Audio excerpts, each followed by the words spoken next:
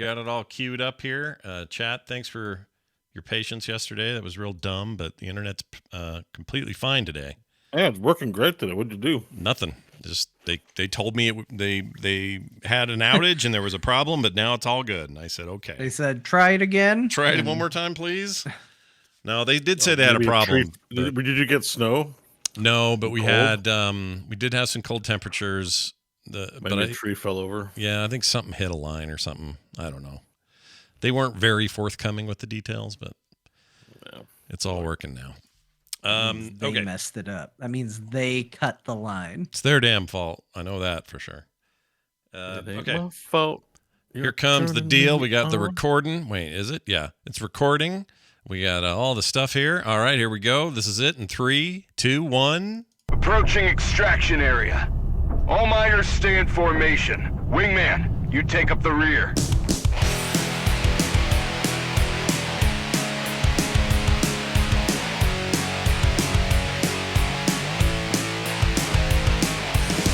Hello and welcome back to Core. This is Core, talking video games with you, for you, and around you. It is April 7th, 2023.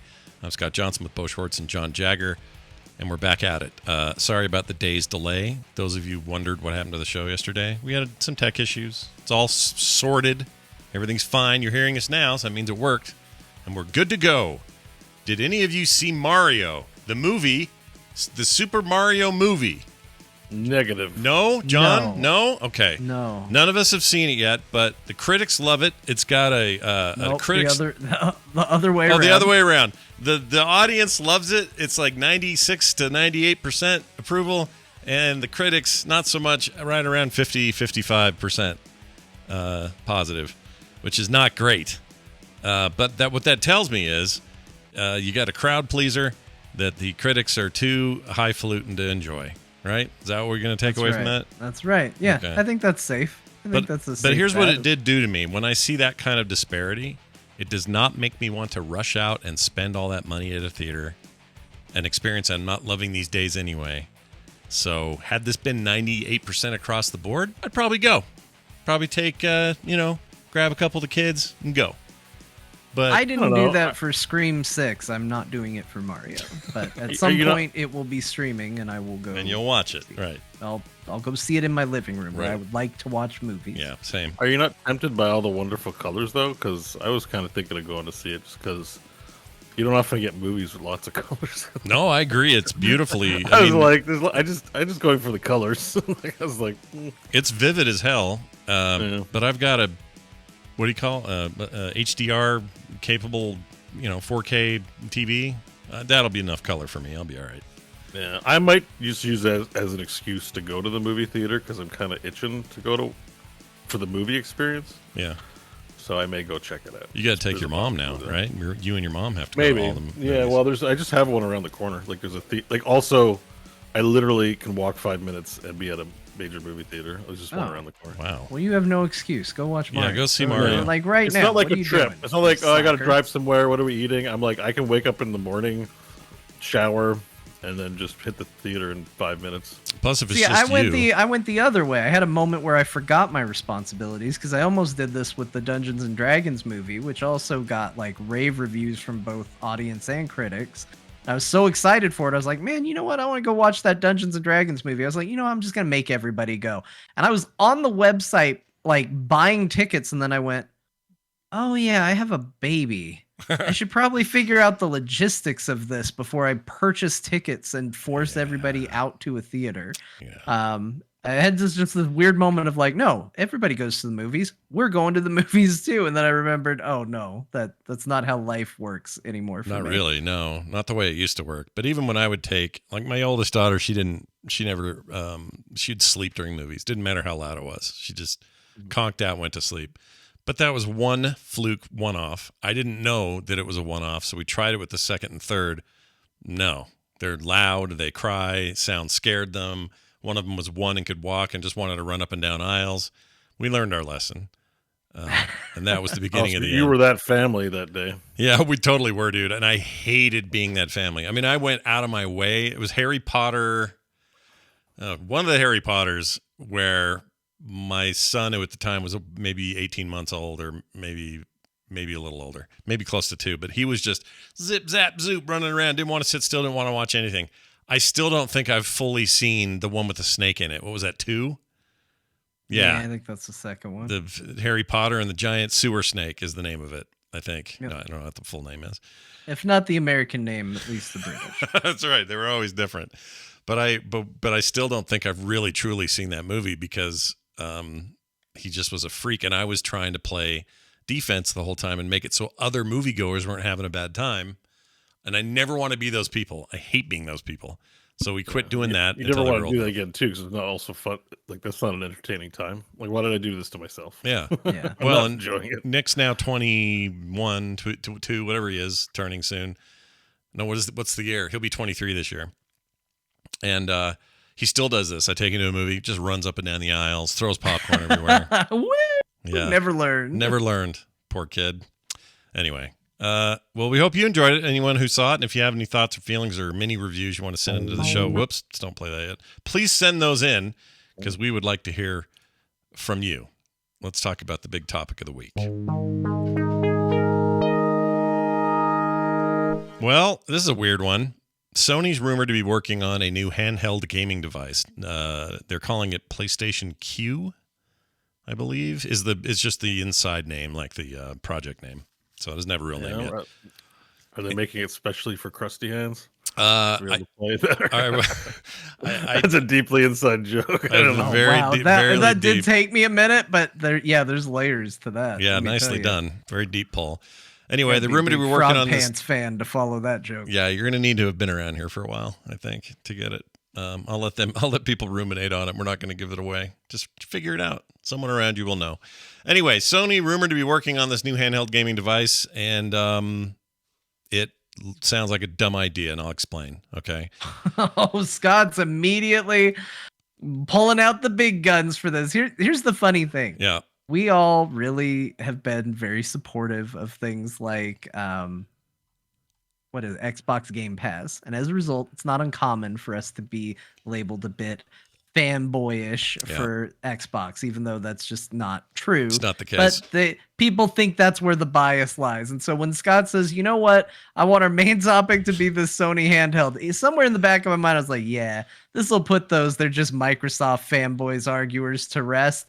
But then Scott goes, here's why it's going to suck. And I'm like, well, shit. And we've stepped in it again, boys. Keep in mind, this is purely my opinion based on the information we have so far, and it may change, and I kind of hope it changes because this could go from I'm not excited to wow, this would be rad in like a couple of fail swoops if they do it right. But here's what's the rumors say. The rumors say they're not building a true gaming console handheld the way the Vita was or the PSP before it.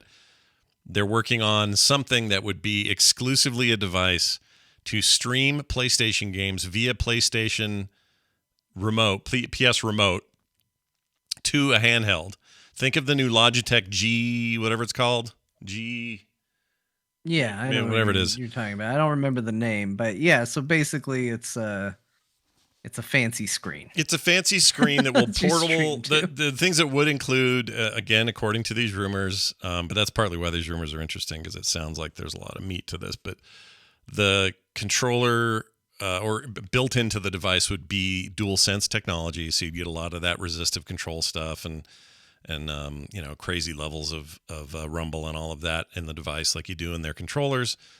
But if the device simply is a PlayStation remote play device, I guarantee you it will not also double as a Game Pass device unless you hack it or something. And there's probably no way to say at this point if it would support any other things like GeForce Now or any other kind of gaming streaming services. And the fact that it would be aimed at mainly at just streaming what's on your PlayStation, I mean, you'd have to own a PlayStation 5 to even have this device at all. There's no other way to play without it. Can't you already do this with a cell phone? Yes, you can do this with a cell phone. You can do this with my Steam Deck. You can do this with a lot of device. You can do it with the G Hub thing that Logitech made, whatever the hell it's called. I forget the name of it. But that thing will do it as well. So any current device that touts its cloud streaming capability, and even those that don't, like the Steam Deck doesn't advertise it, you can just make it do it. they'll support all these protocols, all these different services, Game Pass, PS Remote Play, and so on and so forth. They want to make their own. It is, according to the rumors, they want to make their own, and they think it'd be right around $300. There's my other big sticking point. I don't care how nice that screen is, and I don't care how good those controllers are. That's too much for a device that only does this and nothing else. Now, if they came out and said, well, this will support a myriad of services, and here they all are, and here's GeForce Now, and here's so-and-so, and here's everybody else, and probably not Game Pass, because why would they do that from a marketing standpoint? But, let's say that they did that. Then it becomes a little less crazy. Or if this price was $99, then I'd go, interesting. Just an extension of your device from downstairs, and you can have it anywhere you want and play anytime you want. Those are interesting versions of what they've described. What I would rather have is for them to have a full ecosystem of games available on a portable device. And I guess that's true if you're doing it all remote, but it's not like the Vita. It's not even like a Switch. It's a remote screen is what it is. And so if you ask me, if you said, hey, Scott, you want to pay $300, $350 for this to play with your PlayStation? I'd say, well, I can get a Steam Deck for that. Why would I do that? And I don't mean just because, it's Steam, or it's not a brand thing. It's just that the capabilities of this are already included and part of what I can do with my Steam Deck.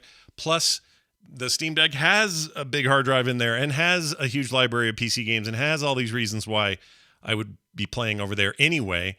So why not do that, which I am doing. I've played my PlayStation 5 via my deck, no problem. It works great. Same with my Xbox, same with GeForce Now, same with a number of other things. So someone will probably hack it and make it more useful if this comes out, and that's fine. But as a product that they're trying to market to gamers, I just think this sounds bad to me.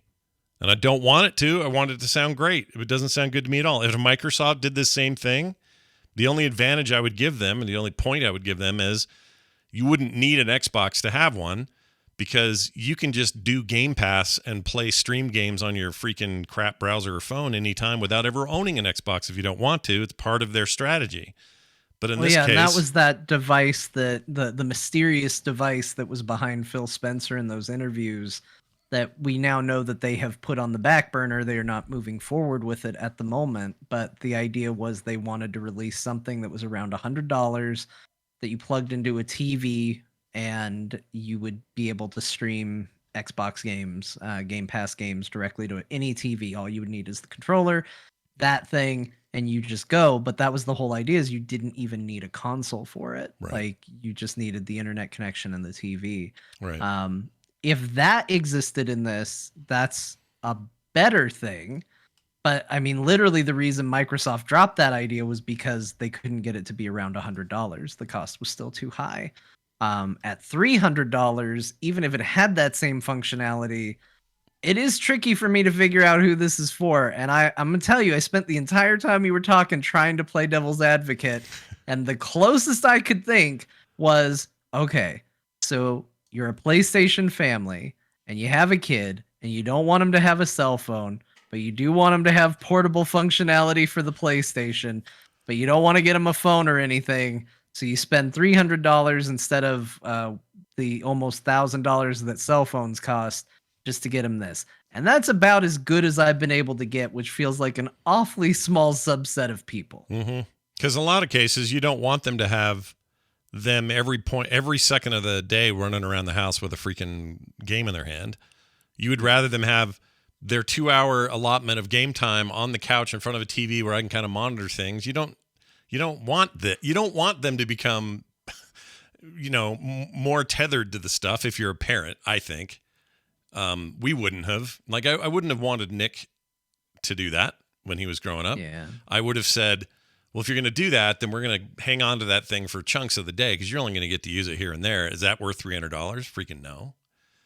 Now if you're a parent that's like, nah, put him in the corner, let him do what he wants, just all day, whatever, I don't care. Well, then sure, but then it's still expensive, and it still seems if you're not giving me a lot of reasons why this is rad outside of the one single use, and I don't think that price is right.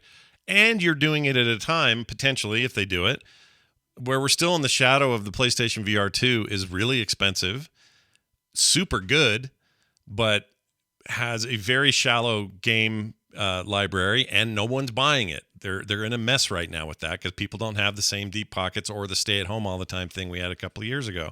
Some of that's just bad luck and timing and all that. And I'm not throwing, this is not shade at Sony trying to do cool stuff. But if you then turn around and say, and well, we got this other thing, this is another $300 and it'll let you do what? Well, I can be on the couch upstairs and play Ragnarok. And then while you're hearing a commercial for this, you glance over at your son who is already doing that on a Steam Deck that costs $75 less for the base model. You know what I mean? Like, why? It's weird. It's weird. Bo? I don't know who it's for. Bo, what do you think? Is this for you, or are we wrong, or what's up? Yeah, no, I mean, definitely not for me. As someone who only has one or two handhelds, which is my Apple phone and my Nintendo Switch. Yeah. even the Steam Deck's a bit of a hard buy. Like, I appreciate it. I'm not saying there's anything wrong with it, but like, I don't see why I'm getting a PS Vita if I barely touch the Switch. I have Legend of Zelda, arguably one of the greatest games to play, and I also have something else for it. Other things. I have other games. It's a weird.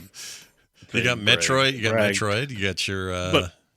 Yeah. Anyways, like, I've got. It's not a priority for me. I think this is. I'm just not the audience for it. Like, I see the value of having a handheld, but like, I prefer to sit my ass on the PC and play. So. Sure. Yeah, and we're not necessarily. They'd have to be like the most mind-blowing game exclusive on there and then. Even then, I might be too irritated to buy it. So yeah, and all the rumors say that's not even that. Like, you aren't even going to get that. You just have to be. But, it would have to be the awesome game on the PlayStation 5 that you would stream to this handheld. And by the way, someone in the chat said it, and I'll say it again: if you're driving to grandma's house, you can't play it in the car. This isn't a 5G device. This isn't a remote play device. It's a in your house on Wi-Fi device. That's as good as it gets. But in theory, like a Sony. Every brand has its fans, right? So in theory, because there's billions of people out there, some Sony heads might be really happy about this. They might be. Handhelds are popular. Like, people do like handhelds. Maybe there is enough of an audience who would like to game on the go and have their games be PS games. They have a lot of exclusives. Yeah, as long as you're okay with on the go being within the realm of your home. And as long as you're okay with them being only the games you have on PlayStation 5. Did I miss an important detail about this? I was updating my rogues gallery a little bit, so I might have missed. I think you missed the key thing, which is it is 100% not. It is a remote device. It's a streaming only device for remote play PlayStation. That's it. So it doesn't work anywhere but inside your own home. You might be able to do some kind of VPN pipe in thing from other connections. That can't be real. That can't be, like, they wouldn't brand it a PlayStation. Like, maybe Sony makes devices. I could see them making a non-PlayStation device for cloud gaming. Yeah, that's on the cheap. But is that confirmed or is that rumor? That's what the rumors say. All of it's rumor at this point, but it's also rumor with some substantial. Like, they've got people on the inside where this stuff has come from before, and we're right about it. Like, PSVR 2 came that way. Were they not paying attention to Stadia? Like, they're just doing the handheld version of Stadia, basically? Well, sort of, but even worse. Stadia can work with any connection anywhere. This works with you in your house, at least as currently rumored. So there's a lot of we don't know yet. I'm just saying. Cell phone connection, like maybe if they're working with wireless providers to get customers, that's maybe an interesting play. I don't think I want to stream over cellular. Right. Yeah, no, none of that. That's not even an option. Not as again currently rumored, right? You would want some sort of connectivity. Well, it sounds like trash. I revised my thing. This is just trash. The rumor, if the rumor's correct, they're just making Sony trash. And for those saying, wait, is this an April 1st article? No, it came out on the 5th. I know how to suss out an April 1st first joke before reading it on the show most of the time. I did pull it up to check, though, because like that's the thing is like from what's presented here, I can't figure out its purpose. Right. Again, the purpose could just be like they think people will buy it, but I think there's a strong case to be made that for a little bit more money or a little bit less money, you can have more functionality and still be able to do exactly what this does. And so to me, like, I mean, unless your brand loyalty, and I'm sure there are people out there that are like this, or to like the zealot level, like, why wouldn't you just go, oh, I'm going to spend a little bit more money and have functionality and still be able to do this thing that this does? Right. Like, I just don't understand it. So unless there are details that have not come out about this yet, based on what's being presented, I don't know why this would be a thing. Like, No. if it's both, because you can stream games to the Steam Deck too, or just play them locally off your hardware, right? Yeah. So Yeah. why wouldn't PlayStation do both? They may be just circulating a prototype. I think they may be doing nothing. Maybe people do have it, and someone has an idea. I've gotta be certain that most people's feedback is streaming only. Like, I don't see this. Even if you're a being dyed-in-the-wool PlayStation fan, I don't know how you get excited about this, especially if you liked your Vita, which I did. I loved my Vita. And the idea of a proper successor to their family of handhelds is exciting to me. This is not the direction I want to go, though. Not even close. So I don't know. Again, it could be like John brought up the little streaming box you plug into a TV that Microsoft was working on. It was pictured in the back of Zoom video of Phil Spencer. That thing was not scrapped, but they're not making They it. called it shelved. They couldn't get the price right, so they said we're going to hold off. Right. So there's an example of a thing, like many things these companies have working on. They're working on them all the time. This is a rumor about a thing that may or may not have ever been intended to go to full fruition, but they're testing the waters in various ways. Of course they are. They have R&D. They do what they do. So a lot of this could just be for nothing because who knows. But as far as what I want out of a Sony handheld, I would want a proper. To be honest, the bar has been raised by the Steam Deck in a bunch of ways. So I would want a proper response to that. Lots of storage. I would want lots of capability. I would want high-end hardware in that thing that could play a range of games. I would want the streaming capability just like these others have, but not be its only thing. And then if you're saying, hey, base model 350, high end is around 650, whatever, then we're in the same ballpark and it's all good. And I think that would be really interesting. But then again, they were making handhelds to try to compete with Nintendo, remember? Like, because Nintendo dominated the handheld market for so long, the PSP and later Vita were attempts to compete in that space where no one else was competing, and they failed to do that in the long term. I found some interesting numbers. The Game Gear, Sega's Game Gear, sold as many consoles as the Vita did, which it wasn't like a tiny number either. It was like 20 million or something, but it wasn't the number they wanted. It wasn't anywhere near what they needed out of it because Nintendo was selling how many DSs at the time? Like 115 million or something. I don't know. I feel like I bought 10 DSs over the course of its life. I don't know if that's true, but that's what it felt like. I felt like I did too, for sure. 3DS too. I bought 2 or 3 of those models. And the SP I bought twice, 2 different SPs, plus the Game Boy Advance before that. Like, it's kind of gross how many handhelds I bought from Nintendo, but not good. But my point is, like, they wanted to do that. That didn't work out for them. Nintendo even is conceding that those two markets are merged. The Switch is the affirmation of that. It's a portable device that, yes, docks to a television and does all the old-fashioned TV stuff, but it's on the go and it's not. It's whatever you want it to be. Why would Sony want to get into the business of having separate devices? I don't know why they'd want to. Okay, I have a thought. Here's my one thought, because again, like I said, I'm spending the entire time you're talking just trying to find a way to play devil's advocate here. Do it. We don't know the quality and power of the device's screen and what's behind it, right? Like, that's not in the article. I'm guessing. I didn't read it. I didn't even know this was happening. So I was going to let you educate me. Right. But we don't know. So the PS5 gets by on being, very high resolution. Maybe the screen on this thing is really impressive. Maybe it's a really impressive way to play these games. And maybe that's where the cost is. Because to me, I do see a value, right, in saying, like, we're going on a trip. I don't want to pack up the whole PlayStation and just go. Right. I that's a lot to carry. That's a lot to bring. I want to leave it hooked up. Let's bring this device and a controller and we can go. We can play. Right. And I do see a value in that. And being able to do that.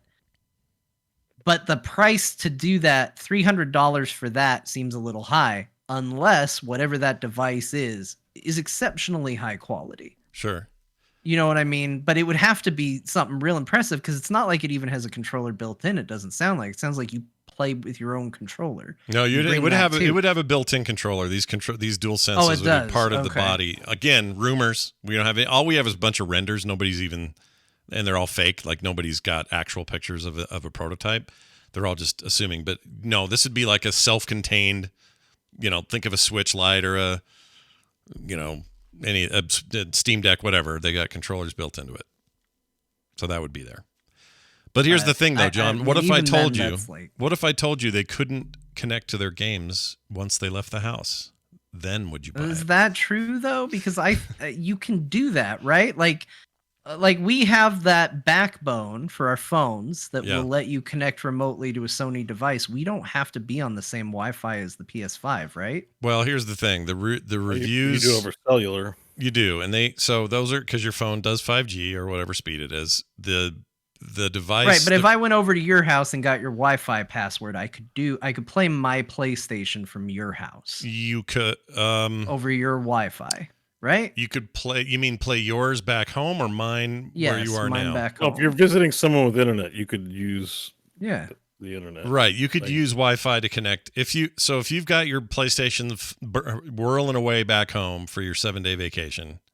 Yes. And nobody's here. You but actually the PlayStation's running. You need the box? Yeah, now? you need to run the console. Like it. Yeah, the console does need to be hooked up and on and in.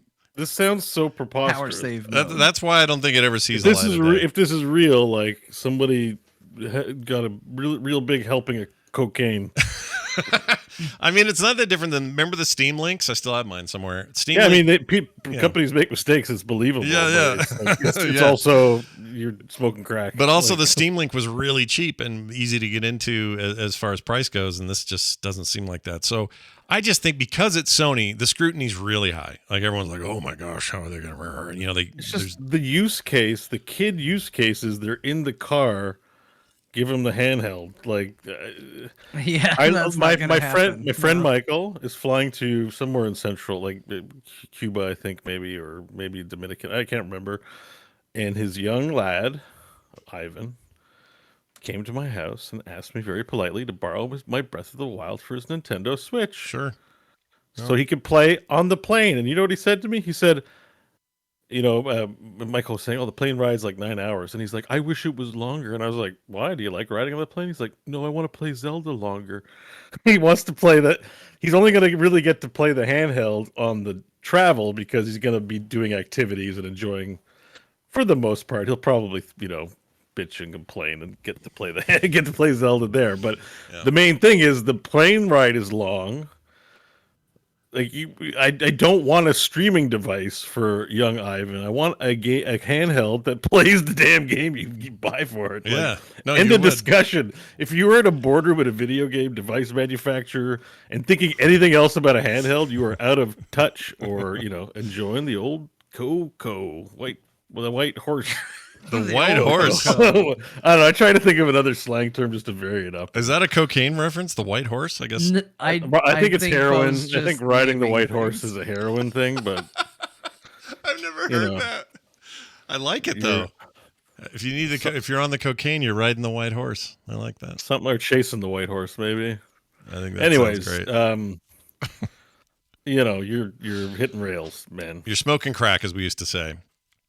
Yeah, I don't know, man. I feel like this probably I'm actually kind of confident that this is all just R&D that got leaked and isn't going anywhere, or potentially won't. But if Sony did it, they'd have to do a whole lot more than be like that device from Logitech. And that device from Logitech is really nice, but for $399 or $299, whatever it is, all it does is streaming services. It does Game Pass, it does GeForce Now, it does all that stuff, and that's it.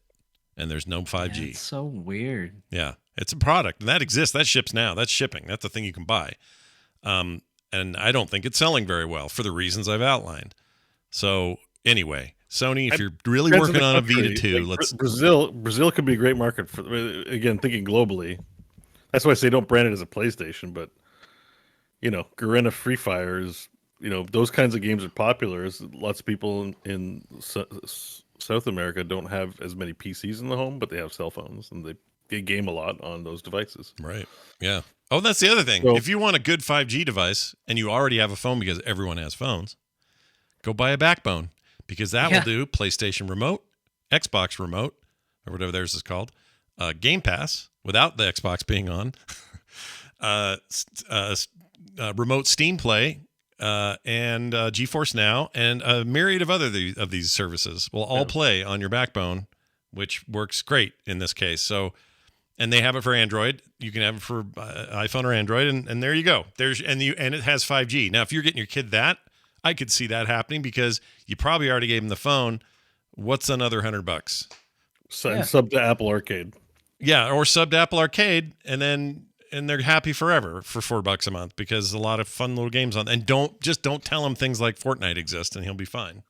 I think if you're going to spend that kind of money, you're just better off getting a Switch for the kid. I've seen now how much the child likes Nintendo Switch. I remember. Oh, yeah, it's a hell of a device for kids. People love it. It's like catnip. Like, I'm just like, you sure you like this? It's not the coolest games in town. Then I tell them about StarCraft and they're like, yeah, it's not. They like the Mario Kart, they like the Odyssey, they like the Zelda. Have you ever tried to convince an 10, 11-year-old to play like a game like StarCraft? It is virtually impossible to get that done. I've tried. Yeah. When my kids were all that age, I'm like, you guys, it's time. We're going to learn how strategy games work. Turn-based games work, like Age of Mythology, Civilization, or Age of Empires. Sorry, Civilization. Like you think those are good. These are great, and it's like showing them spreadsheets, and you're just like, that's the part that's the most frustrating though, is because they're like, my kids are interested. Like they want to watch me play games. They're like, yeah, sure. Let me see what you're doing. Like my stepson watched me play some Resident Evil 4, which he's probably too young for, but I showed him anyway because I want to be cool sometimes. Yeah, you're the cool dad. And so he was watching it, and I'm thinking like he plays Roblox all the time. He's gonna think like he's not gonna believe where we are with technology. Like he's gonna be amazed. And he watched it, and he's like, yeah. All right, I'm gonna go play Roblox. I'm like, the hell is wrong with you? Yeah, like, what? You look at this, but look at it. Yeah. Look at Leon S. Kennedy. How are you gonna go play that blocky shit after this? But that's what they're into. That's I know. The way it is. They've seen, the way it goes. Even if they see an MMO, they just kind of go, "What? Really? This isn't this." They want whatever it is they want. And I'm telling you, for $99 and what's already out there, including PlayStation Remote, you could do this on a backbone. And this is not a paid endorsement from Backbone today. All right. We're not doing that today. I'm just saying there are cheaper, better ways. And I'm making a bigger deal out of it than it should be because, again, these are rumors. We don't know. Well, hopefully someone at PlayStation's listening and they go, listen, core guys are pretty hard on this. They're not. They're like, go back and they think like the about other that. guys. Yeah. Really, we're doing a public service. And if they're not listening, their research and community teams are smoking crack. Yeah, fix that.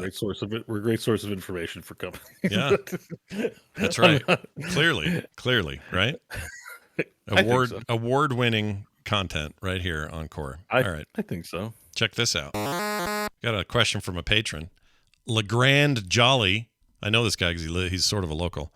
Been around forever, and he's one of our patrons. Thanks for that, first of all, LeGrand, but also thanks for your question, which is, I don't know if you guys have any skin in this game, but I do. Oh, I do. Oh, good.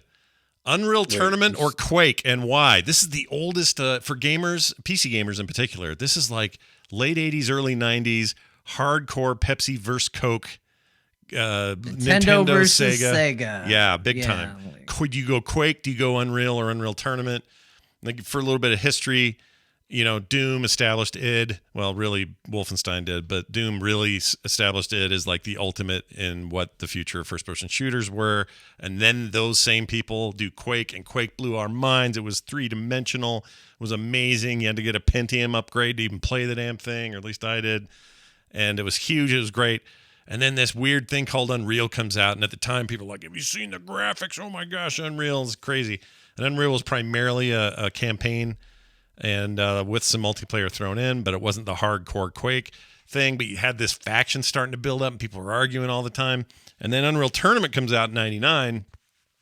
And Quake 3 Arena, I guess. Quake 3 Arena at the right around the same time. These people were at each other's throats like culture wars you have never experienced before, in my opinion. If you're a PC gamer, it was impossible not to notice this. And I love that we're asking it today because so much has changed. I love this question. Yeah, it's great. So much. So let's go to John. John, you're the gun to your head, and you're like, all right, John, pick one. You got to Unreal Tournament or Quake, and why?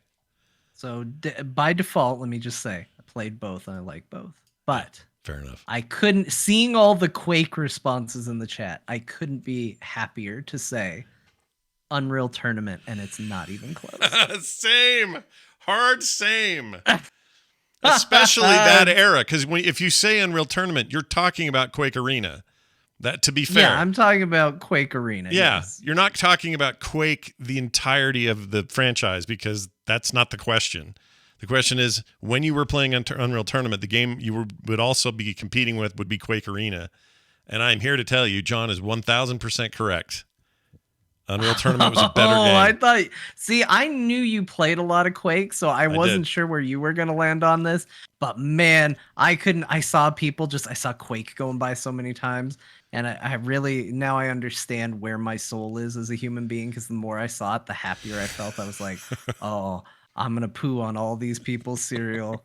Because here it comes, because Unreal Tournament is so good. Yeah. Like, low grav, facing worlds, insta-jib it's just the most amazing experience in the world. And even if you don't have insta-jib turned on, even if you want to just play with the default weapons, there's no greater feeling than on facing worlds running and grabbing the Redeemer and jumping off the top of that tower and just firing a Redeemer shot down at the other tower and watching everybody just blow up. It's magical. The maps in Unreal Tournament were vastly superior to the stuff that was in Quake 3 Arena. It also introduced alternate fire, which didn't exist in shooters at the time. Arena shooters in particular, they didn't have alt fire. So when you use the flat cannon, its main use was shooting shards of metal that was basically a shotgun, and its right-click move was to fire a grenade that you could plop on people's heads and kill them with in a single shot. Amazing alt fire stuff, and nobody was doing that until then. Nobody. It's a huge innovation. It was so good, and like that's the thing is, so when I think of my time with Quake, because again, as much as I like stirring the pot, I did play both, and I did really like both. I spent a lot of time in both. But the thing that I got out of Unreal Tournament that I didn't get out of Unreal 3 was I liked just being in those levels sometimes. Like sometimes I wouldn't even be online. I'd just be playing against bots, and I would just be chilling in the level being like, this is a cool city. This is a cool moon base or Arctic base. And I'd just look out the window and be like, oh, so atmospheric. And I feel dumb now because I'm watching you play footage of it, and I'm like, well, this doesn't look very good. Yeah, but at the time, it was mind-blowing. That city was, I was like, I'm in a city. This is incredible. I'm on a meteor in space. This is incredible. Yep. It just was the coolest thing in the entire world. And I have such fond memories of Unreal Tournament. I played hours and hours and hours of it by myself, online against my friends. And like I said, the modifiers were so good. I think they have made entire games based on low grav, insta-jib, or gib, or whatever, however you want to say it. But I think it's based on giblets, right? Yeah, if you giblets. shoot them, they explode into giblets. I always said gibs back then, but it is definitely gibs, I've been told. But yeah, you're right. Mutators, nobody was doing that. That was all new, and it was user controlled. It was also highly moddable. People were making all kinds of crazy stuff out of it. The best capture the flag I ever played was in Unreal Tournament. That was always really good. It looked better than Quake. I don't care what anyone says. I just think it's a better looking game. And oh yeah, there were naked ladies up on those windows. That helped me out a lot. Oh, as, yeah. as an adolescent. yeah, so. we want to see the naked ladies for sure. There's a lot to do. Yeah. In the game. And look where they are now. Like, not that I need to pump it up any more than it is, but no one talks about where the latest id engine's being used. Everyone talks about stuff being used by Unreal Engine 5, 5.5, whatever. This person couldn't help it. They're like trying to show off the level run around, but even they had to come up with an excuse to run up and look at the naked ladies. They keep glancing at it. Three times now. They're trying not to. It's like they're like, oh, just admiring the architecture. Yeah, part of this, I'll admit, is I worked in an office where we were playing every night. At 5 o'clock would happen, and then we'd stick around and play Quake like all for hours. Or not Quake, Unreal Tournament, and we would do a lot of facing worlds, all kinds of custom maps. I would be looking for them on the weekends so we could play them at work. Like, it was really one of those like obsessions for me, in a way that Quake 1 kind of was, 2 a little bit, but Quake 3 just didn't have it for me the way this did. And I loved it. So, Bo, and I mean, the fact that all these years later, I still remember low grav instagib facing worlds. Like, do you know what I remember about Quake 3? Rocket jumping, which is admittedly great and fun, and playing as an eyeball. That's basically what I remember about Quake 3. That's what stuck with me. Yeah. But there's so many like just locked in memories from Unreal Tournament. Yeah. It's just also fun to see how far it's come and what it all is today. Like, I wish there was a proper Unreal game now. I guess there is. They just didn't finish it because Fortnite took over. But just the trajectory of Epic Games and this technology and how it just improved every other second. Like, it was just a fun thing to watch. So, Bo, are you going to break the tie with the... Well, I guess you can't break the tie. There is no tie. Well, yeah, you would break the tie. I could be the odd one out, though, because definitely Quake. Well, no, you wouldn't. Oh, you're a Quake guy, are you? Definitely. But I don't really have a big horse in the race. It's mainly because I mostly played Quake. It's not like I sampled both, and this dish is definitely better. It's more like, I think I played UT Campaign at some point, but only played multiplayer in Quake because that's what we had. Pirated. Isn't that all they had too? Is I think Quake probably Arena. Off of BBS. I don't remember where we got it. And we installed it on all the computers at school and played over LAN every lunch. If I remember right, Quake 3 Arena only had multiplayer. Wasn't that one of the things that everyone was mad at? I can't remember. Yeah, people were upset about that. Well, I don't know if they were upset, but yes, it was multiplayer only. Right. There was like a ladder single player thing you could do with bots, and then that was the other arguing point, which was who had better bots, and it was always a huge argument about who had better AI in their bots, and I don't know. Footage you're showing though looks really not great. This is Unreal Tournament from the day. Yeah, I know, but like he's just in a room with the naked ladies. I think this is like the tutorial room. This is not. I don't know what footage Scott has picked here, but this guy, this is a guy running back and forth in one room, trying to not stare at the nudity on the screen. Yeah, now it's him chasing people down, and shooting them. He's got some. I just wondered what was going on. I was like, that's some epic.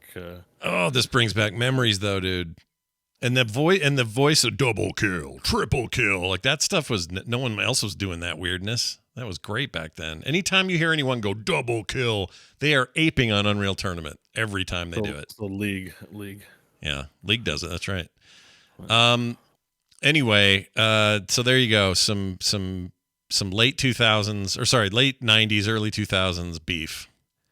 Which is better? Oh, and you could load up that rocket launcher with like 6 rockets at once and just blast the dude. That I mean, people sucked. are saying like, if you were competitive, you were playing Quake. That might be, but I wasn't competitive. I was a dumbass kid. I was playing the game that was more fun. I'll also say I'm not sure I agree with that.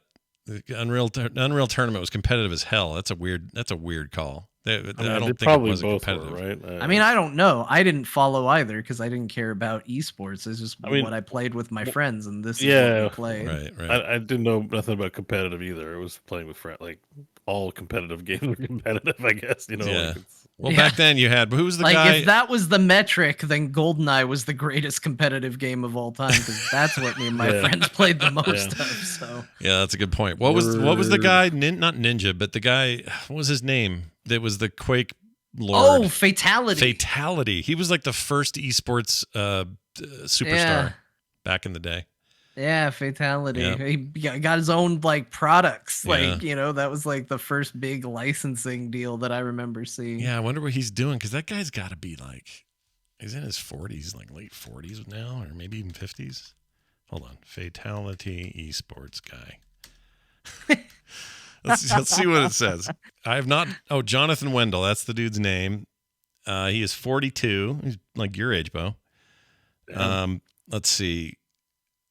His games were Quake 3 Arena, Quake 4 rather. There was no 5.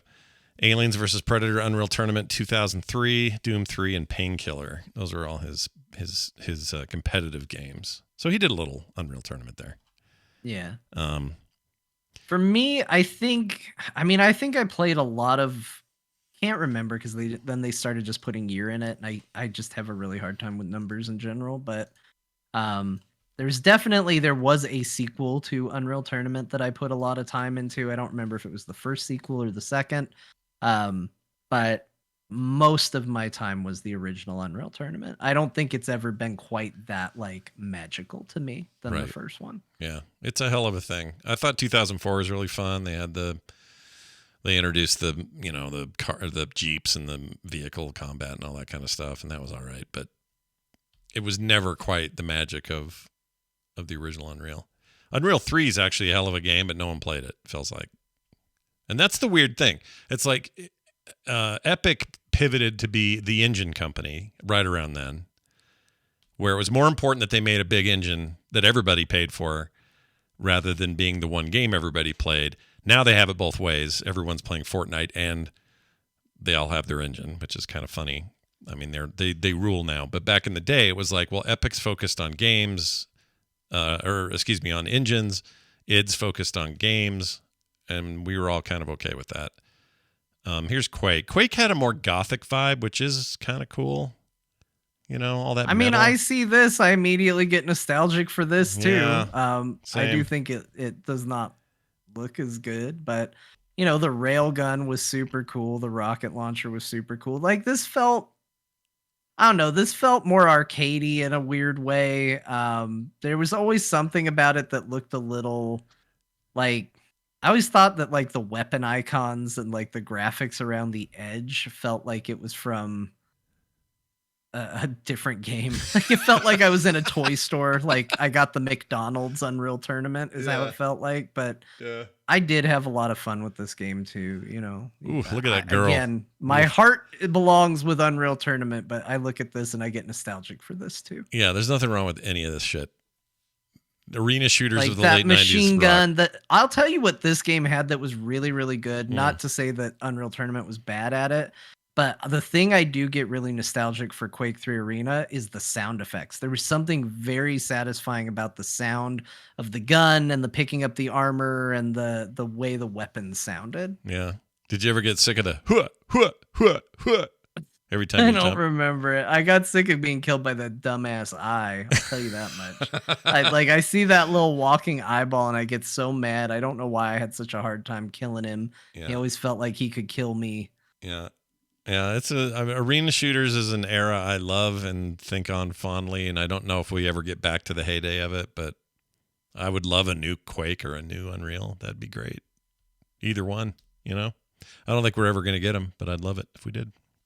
Yeah, I mean, they've tried a couple times. There was that attempt to do kind of a weird crossbreed between Quake and Overwatch that they did. That free-to-play business, right? Yeah. Oh, right. And then Unreal Tournament, I think they tried to make a comeback in a free-to-play kind of sense as well, and just none of them really landed. I mean, the Bethesda Quake multiplayer game's still on Steam. What's that one called? Quake Champions? Yeah, I think that's it. I never hear about it, but let's see how that's doing. Let me just click the Steam link. I mean, tons of reviews, mostly positive. Came out officially last year. Came out of early access. It's a game you can go play right now and be real competitive in. I don't know. I may have to check I that don't know. out. I'm in the mood now. I'm kind of in the mood. Check it out. I mean, I see it. All I want to do now is go play the original Unreal Tournament. It's not going to be the same, Yeah. but I do miss those days. It's like the same way I think about when I played EverQuest originally. Like, just happy memories in there, and it's like, oh, I should do that again. Yep. But you can't get them back. Nope. It doesn't go back that way. Doesn't quite work that way. I would totally play with you, with the three of us, like just like a weird multiplayer Unreal game. That would be really fun. I would do that. That would be super good. All right. Well, there you have it. This character this lady chose. Oh, I can't go back to it. Crap. Looked like Bo, but a lady form Bo. Oh, so she had like your hair, and it looked like you from the side, but then she turned around and she had low polygon boobs. where is she? Which you don't have. I can't find it now. It was a Quake character. I don't know where it went. But anyway, just know that. Just know that. Just know it's there. Just know it's there. More questions like this. I love going down. Do they have Same. something like this for web-based, like they do with like Infinite Joust? Quake didn't did. they do that? Wasn't there a Quake- Quake or an Unreal that you could just play online, like load it up? And Yeah, it play was a browser version of Quake 3. I believe it was called QuakeNet or Quake.net, was it? Let's see if it's still around. Quake, let's see, browser Quake. I know this was a thing, but maybe it didn't work out. Was it NetQuake? Quake Live? Quake Live, maybe? That might be it. Quake Arena Live? Quake Live is on Bethesda Net. No, only available on now Steam. only on Steam. I could have sworn I loaded one of these up and started playing in a browser. Open Man, if Arena? Unreal Tournament, you could just load up the original in a browser and play it, I'd be so happy. You could. I'll bet. You know what? I'll bet if we look hard enough, that exists. I've never surprised by this tournament in a browser. UT99 for the web. Um, Unreal Tournament is a browser game now, kind of a Kotaku. Oh, article. Kotaku. Yeah. What's that mean? Kind of. I don't know. You have to install Flash. No. Let's see. A few things to know about it. Is 200 megabyte download. Well, that's not a. Oh, you do have to have some files, but it runs. Your browser is the interface for it. Oh, okay. I'd be willing to try it. I freaking love Unreal so much. Just looking at this facing world's giant planet in the background. This stupid ass rocket up there. We used to call it the Jesus rocket, but I think it's called the Redeemer. Yeah, it's called the Redeemer. Yeah, which we is called probably why you called it the Jesus Rocket. We did. And I love sniping people who thought they were about to get it. The guy I worked for, who owes me $89,000, the bastard, he would always go straight to that rocket. And so I knew what to do. I just hang down there. Oh my gosh, I hit play. I'm in it. Are you in? it. Maybe it doesn't need to do anything. Full What's screen. the link? Yeah, what's the link? I don't know, because now it's full screen. I don't know how to get out of it. How many porn pop-ups are you getting now per second? I don't know. I hit start a practice session and the game locked up. Fantastic. This bodes well for podcasting. Yep. Nope. It's not working anymore. Yeah, you might have spyware on your system now. I guess that's it. Now might. they know everything. Now we know it all. All right. That was a great question, LeGrand. Keep that kind of stuff coming, and we'll take more questions from our Patreon very, very soon. Games we played this week. There's some shared stuff here. Resident Evil 4 Remake. I'm continuing my stream of that on Tuesdays with John. John is in the middle of his third run. That's right. And this is your professional run? Like, what does that mean, professional? So there's multiple difficulties in Resident Evil 4. Scott, you're playing on Easy. one end of the spectrum. Yeah. Professional is what the name of the other end of the spectrum is. So it's currently the hardest difficulty in the game. Doesn't mean a lot of difference. The big thing is if you're going to parry somebody with the knife, it has to be perfect timing or else you fail it. They don't give you any slack on it. And a couple other weird quirks. There's no autosave, so only saves from the typewriter will count. So you can lose a lot of progress depending on where you're at and what you're doing. But yeah, I really love this game. I actually am thankful we pushed it back another day because this is all I wanted to play. And every time I have played this game and beaten it, I've said, okay, well, I should go do something else. And then this is all I want to play. I did unlock my unbreakable knife. I have that. Oh yeah, right. Yeah. So the reason I had to do a second or third playthrough is to get the unbreakable knife. You have to find all of the little bobbleheads, which you've seen now, Scott, and Right. I've kind of helped you find some of those. You have to get one. There's one in every chapter, and by the time I finished my first playthrough, I missed 3. I missed 2 very early in the game, and I missed 1 in the last chapter. So in order to get the knife, I had to go through the entire game again to get it. And then I got it, but obviously I got it right at the end and was like, well, if I'm going to use it, I have to start a third playthrough. And then I was having so much fun, I just kept going. So this game is one of the best remakes I've ever seen. It manages to adhere to the original in such a strong way. I said a lot about it last week, but like there's a reason why I've beaten it twice and it's still the only thing I want to play, really. It's just a incredibly fun action game to play and experiment with different weapons and, you know, the strengths of some guns versus others and powering them up with the merchant and all of that. It's just a ton of fun. Would you argue? Well, not argue. Would you? Where would you put this in your favorite games of all time? Is it? I assume it's on that list. And I don't mean just the remake. I mean, let's just say 4 in general, whatever its presentation is. Yeah, I mean, it would be really, really high. I mean, I've always had a hard time, you know, in the Resident Evil series, 2 and 4 were always my favorites. And they're such vastly different games, even the originals, that I always had a hard time comparing them. It's like when people say, well, what do you like better, Terminator or Terminator 2? It's 2 things in the same franchise, or Alien and Aliens would actually probably be the better comparison, where it's like they almost feel like different genres. So it feels very hard to compare the 2 of them. And it's sort of the same deal for the remakes. Like 2 is not as authentic of a remake of Resident Evil 2. It's very different. But what they made was really cool. Like they made a really cool, different thing.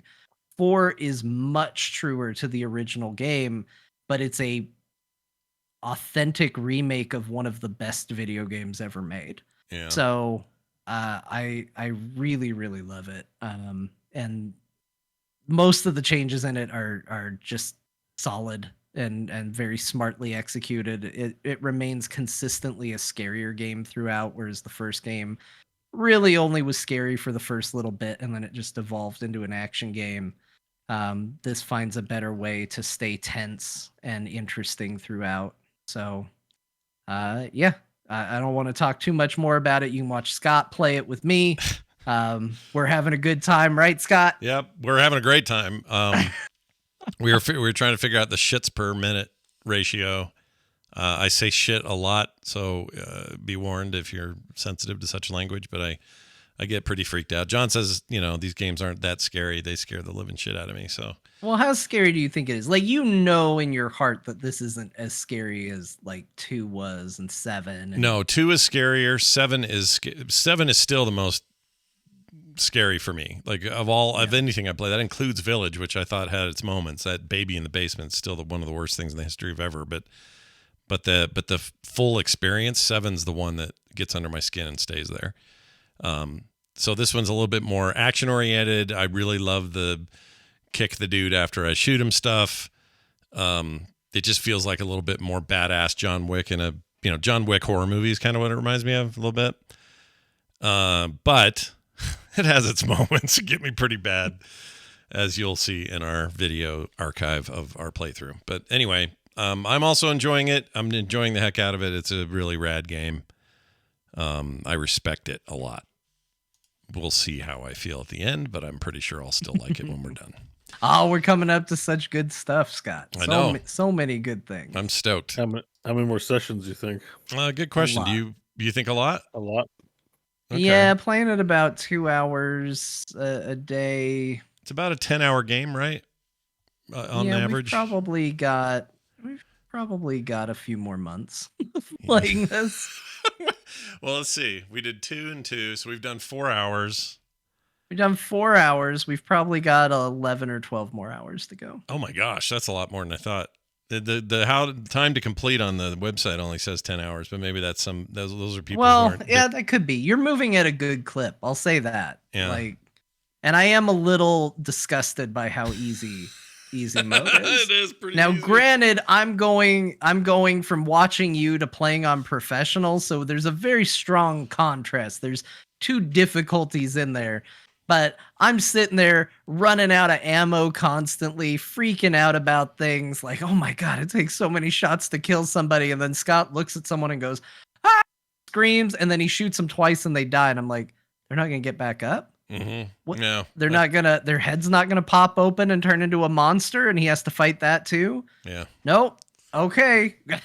Great. I guess this is what we're doing. And sometimes I shit out, enough ammo to cover what I just spent. So I've always got plenty of ammo. I recommend it. So it is true. You are moving a little quicker. So maybe not that. It might not be that bad. So it might be 3, 4 more sessions or something. Something like that. I'm also picturing John getting a lot of side stuff and you maybe not so much. Yeah. He's definitely running past a lot of stuff that I'm not. Yeah, and some of it, John will go, you probably want to go back there and look there. And so I'll do that. But you're right. I'm not like super focused on scrounging everything. I do have a tendency in games, though, to want to make sure I get every piece of loot, and I hate when I don't.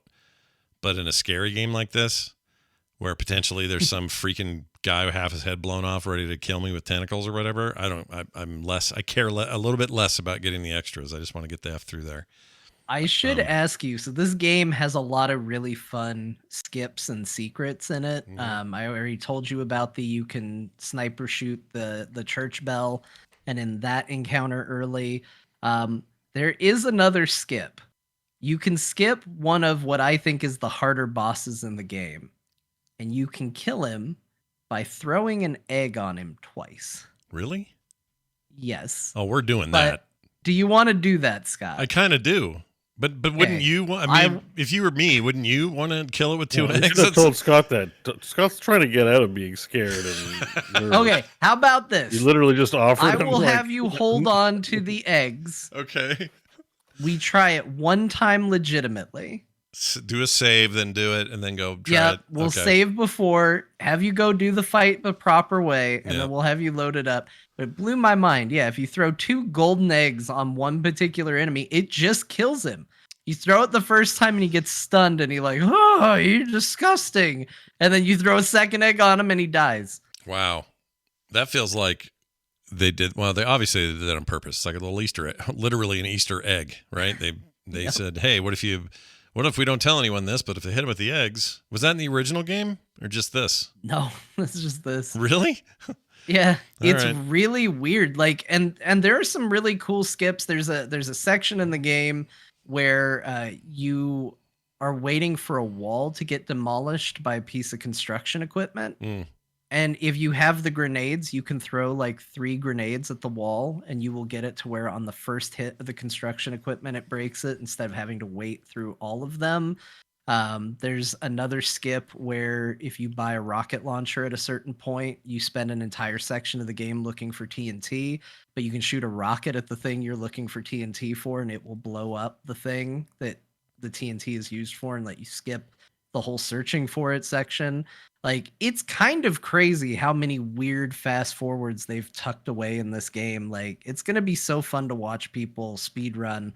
Although I have already started to see like, okay, well, you skip this by clipping through this wall. And that stuff's not as fun to me as the like, make sure you have enough money, buy a rocket launcher, shoot the rocket launcher. That lets you skip this area. So, yeah, what do they call that? That's no clip runs or something where you can't cheat, or not cheat, but you can't use any glitches. Glitchless runs are where you can't cheat. Okay. They'll say, you can't use a wall skip or something like that. I found one, and I haven't seen it online. I found a section where, where the dogs first show up. Yeah. You love the dog hate enemies. the effing dogs, but yeah, I know what you mean. I have found a place to stand in the village where the dogs won't attack you. They'll jump at you, but they can't hit you. Really? So what, you just shoot them, pick them off? You just stand there and shoot them. Like fish in a barrel?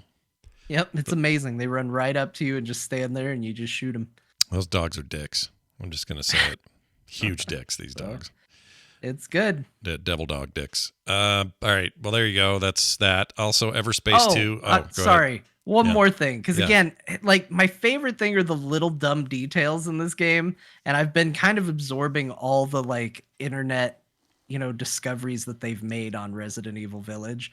My favorite one is one of the things you can get for Leon is a bunch of accessories. He can wear a dumb face mask. He can wear sunglasses. He can wear just regular glasses. So in this game, you throw flashbangs. It's one of the big weapons you get, which will stun villagers so that you can knife them or do your melee attack. Or if the parasite's out, it kills the parasite instantly. Yeah. But there's a neat, weird thing where when Leon throws a flashbang, if you're looking at it, his character will animate shielding his eyes. Like he's been blinded, even though he won't go into a stunned state. Sure. If you equip the sunglass accessory, that animation doesn't happen. That's actually pretty great. He's just fine. You can look at it and you can just keep going and there's no issue. Wow. It's that weird attention to detail that just makes me go, this game's so good. Yeah. It's a cool... Capcom makes great remakes. I hope they continue this tradition. I don't know where they go from here. We've talked about whether 5 or 6 are even remakeable. Maybe they are. I don't know. Maybe they combine them. Or maybe Code Veronica. Sure. Code Veronica. Yeah, that's what I want next is Code Veronica. I love that game back in the day. Yeah, that's fascinating. I was going to say, if you guys want to see the live stream of this thing, we do it on Tuesday nights at 3 p.m. Mountain to 5. It's a 2-hour stream. So that's when we're doing it if you want to be there live, and we'd love it if you came by. Bo, has this convinced you to play? You'll see that my hair is green and blue. Yeah, what's up with that? I dyed it. Oh, look at you, dude. So hold on, the whole thing, is the whole thing green? No, I feel like on top it kind of stayed a little brown. I was contemplating bleaching and I didn't, so it's a little dark. But, I got like I like it. The Necromancer package. Yeah. Yeah. That's nice. It's a practice run. I think for the launch of Diablo, I'm going to dye it black and flamey with yellow and orange and red, and I love it. Paint my fingernails black. I mean, we're going to talk about that in a minute, but the no Diablo 4 at the moment, depression is real. Yeah, it's a real kick in the penis. Yeah, we want that game. We want it out now, please. Speaking of games Bo and I played, though, I don't know if all three of us did. John, did you play Everspace 2? No, I want to. I'm so excited for it, but Everspace thumbs up. This is Everspace 2 has been a big recommend from Scott since forever. Yeah, for a long time, because I played the early access first week or something like 2 years ago, whatever it's been. And the first one, right? And the first game. It's like Rebel Galaxy, all those games, which is another one. And you were really stoked on this one, and I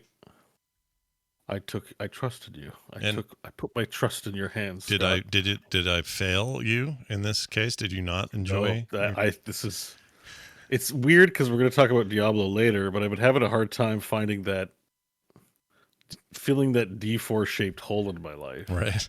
I've played all kinds of other games, just kind of half-heartedly. And I played this last night and meant to only, because we canceled Core and we're doing it on Friday instead of a Thursday, and I meant to only play for like 2 hours, and I ended up going 5 or 6. Oh my gosh. That's a lot. This game is an ARPG version of Freelancer, basically, is the best way I can describe it. Yeah. It's really good. I'll bet you a bunch of people heard you just say that and their ears perked the hell up, and they should, because that is exactly what it is. I'll get the thing I don't like out of the way, or a thing I don't like about it out of the way early, and it's something I didn't like during the the early access run either, and that is I think the voice acting is shit, and I wish it was better. It grows on you a little bit, though. Yeah. It's the shit kind of okay. I think it's the writing that is the real culprit. I think the voice acting I've heard worse. Yeah, the dialogue. But we're not talking. I think it's good to warn people before they go out and drop. It's $60 Canadian, pretty much. It's a higher, almost a AAA price game. Game Pass as well, everybody. It's on Game Pass if you want. But well, if that's the case, that's a different scenario. I paid for it outright. Right. Same. But no, I the voice acting is like that tier where it's like you know, we're not talking Liam, right? We're not S tier. No. but we're also not talking whatever, yahoos you might hear in an indie project either. Like that's just, we got their family together to do some lines and it's great, but it's doesn't sound very convincing. Right. It's somewhere in that middle realm. You know what I mean? It's somewhere in the middle realm where like these guys can read professionally, but they're not, B-movie status basically. Yeah. But the writing is expository. Yeah. It gets the job done. It gets you from A to B, and it does what it needs to. But it's just, I guess what I'm saying is I'm warning people, don't go in here expecting Disco Elysium level interactions with characters and stuff. You're not going to get it. No. But what you will get is that freelancer vibe of do missions, lots of side missions, come back to a brand new spaceport, find out they have hardware you want, buy that, sell a bunch of your shit. The controls in the game are not meant to be simish. They're meant to be very accessible and arcadey, which I think is a strength of the game because I don't want to get bogged down in that. I just want to get out there into space and I want to own the place. And the Diablo vibe is real. You're getting color graded gear floating down around in space. And a lot of it's random. I blow up a random, box out there or an enemy and it poops out a better railgun or, some other piece of hardware that I really need. And that is super addicting because you're like, oh shit, if I can just get one more of this, one more crank up on this, and the numbers just go up, right? So you're just seeing like stuff get better and better, and you're selling the bad shit and keeping the good shit, and then going out and fighting some more. And it's beautiful. It's a gorgeous, speaking of Unreal, big Unreal Engine game. The first game was like that too. But you got to remember, if you loved the first game, I have a warning to people. I have a warning. I have good news and bad news. If you loved the first game, you may not like this game very much because this game is not that game. This game is like straight up for real space faring, quest driven missions. You're playing freelancer. You're playing, I don't know. I'm trying to make another good example. They're playing Diablo. Like it's to me, it's not an ARPG.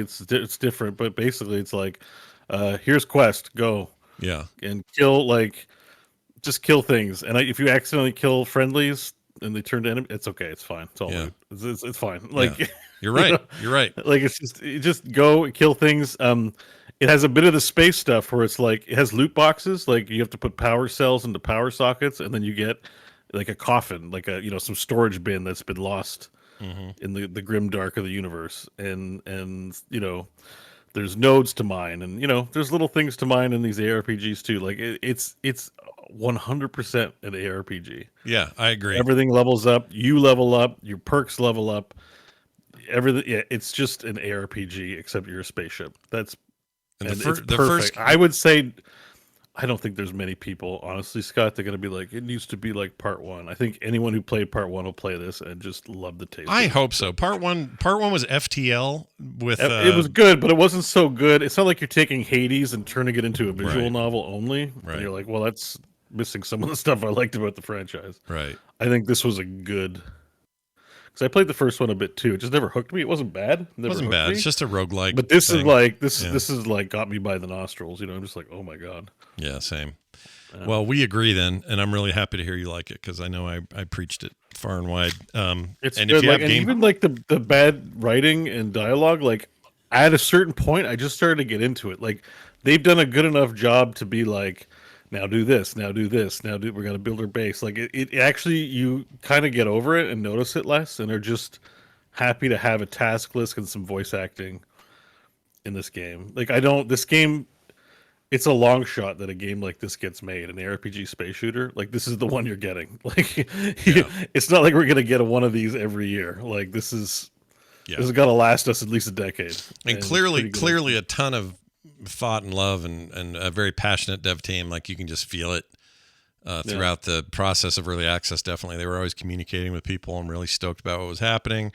I'm good. The good news is it does play on Steam Deck. I would argue that it could be optimized a bit. I'm getting a weird kind of drift on my ship that I don't get on PC that's happening on Steam Deck. I'm sure they'll iron that out, and they've said as much. They're going to optimize it for that, but obviously they need to hurry, get it out and be done with the main version. But It's super cool. I suspect this will end up on consoles as well, so some of you won't have to wait too long for it. Omega 9X, because he was in my chat, I was streaming it yesterday, spoiled stuff. Because I didn't really spoil stuff, but apparently there's a necromancer ship. Yeah. There's some bizarre stuff. Like, it's not just like, let's do simulator guns. It's like, I have the ult you start with. I think we all start, you have the Palpatine. Yeah, just the normal cannon. ship. Just electricity everywhere. Like, it's arcadey and weird and just more meant to be fun and flashy than it is meant to be like a simulator of anything. Yeah. So where they make the depth comes from, I'm gonna loot everything and spec myself out. Awesome. Like that's where it's again, it's like the Diablo comparison is a fair one. You're like, yeah, it's not a 3/4 review RPG. It's not 1-to-1. Like, it's not, a clone, but Right. it's inspired. Yeah. Yeah, I think if you guys like anything like Rebel Galaxy 1 or 2, if you like Freelancer, the old Freelancer games, or any of that stuff, this thing is a love letter to that, and you should be playing it. I would highly recommend it.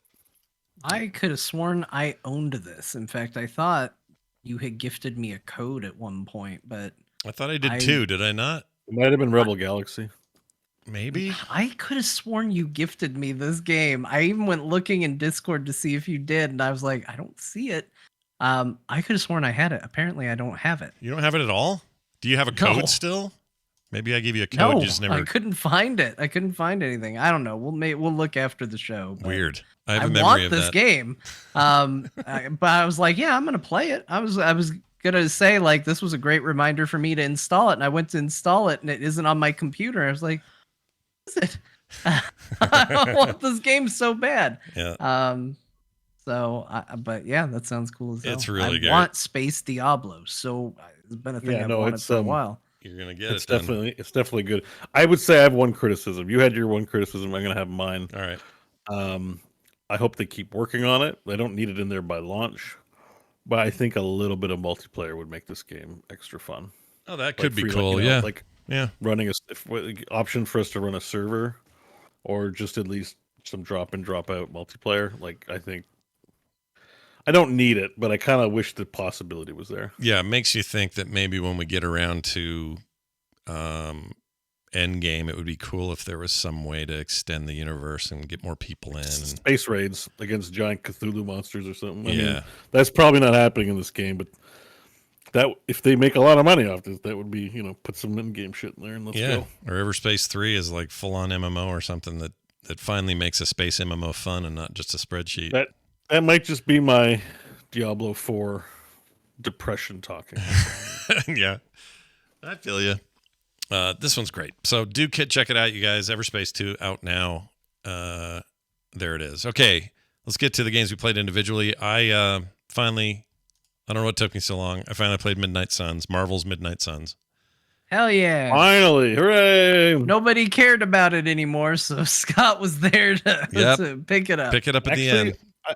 I shouldn't have been shocked, but I was as shocked as it didn't make as much waves as I thought it should. I It think was they're very shocked by innovative that. and fun. I think the Firaxis is a little shocked because sales were not what they projected. It's a Marvel IP.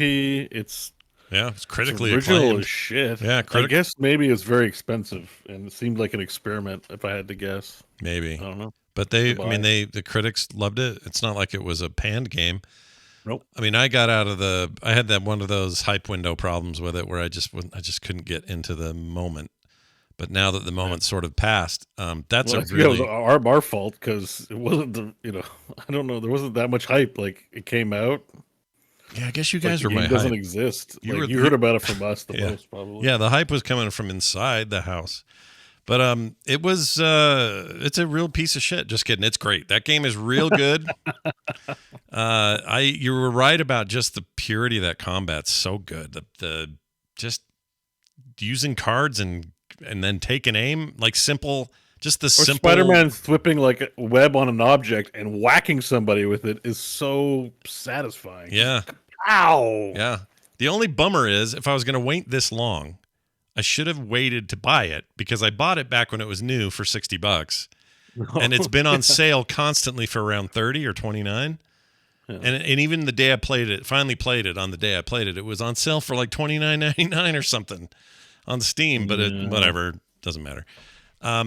It is really good. gamble. Yeah, it's very good. I'm not super deep yet. Probably a couple hours of gameplay in, but I actually like the story. I know we talked a little bit about how it's a little over verbose sometimes, but I'm not seeing that yet. Maybe that kicks in later, but so far I'm enjoying the story and the banter.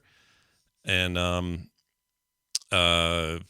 yeah, the card combat's great. I mean, basically they made a super high-end IP based really polished Slay the Spire. That's what it itches for me or scratches for me.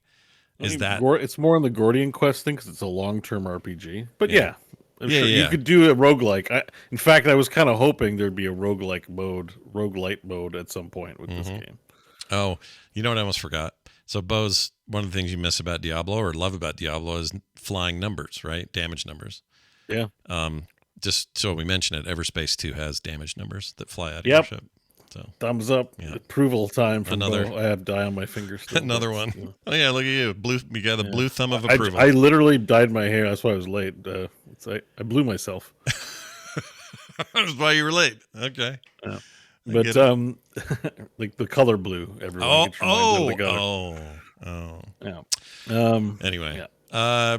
It's Midnight Suns is great. I know we've talked about it to death. I don't have a ton to add because you guys were right. It's very good, and I'm excited to keep playing that. And that game is terrific on Steam Deck. Like mind-blowingly perfect for that device, and it's made me stay up way too late. Have you unlocked any extra heroes yet, or are you still working with the main crew? Still the main early crew, so it's still like still a lot of heroes, but because right. The good ones come later. Captain America's great. Captain Marvel's great. Spider-Man.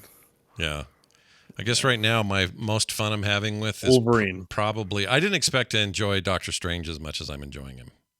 Because he's kind of a turd anyway. Like his character's a turd, but his cards are fun. Really freaking fun. And he's really good. I like Blade a lot. Have you Blade is really good for the first bit. He got a little rough near the end. Oh, really? Okay. Well, he's busy. He's got his own little personal storyline. I think it's adorable. Well, as far as a character, let me say my criticisms of Blade in this game are purely on a he starts strong from a gameplay perspective and he ends weak from a gameplay perspective. From a character and Wolverine. Story perspective, Blade is maybe the best character in the game. Like he literally starts a book club. He's awesome.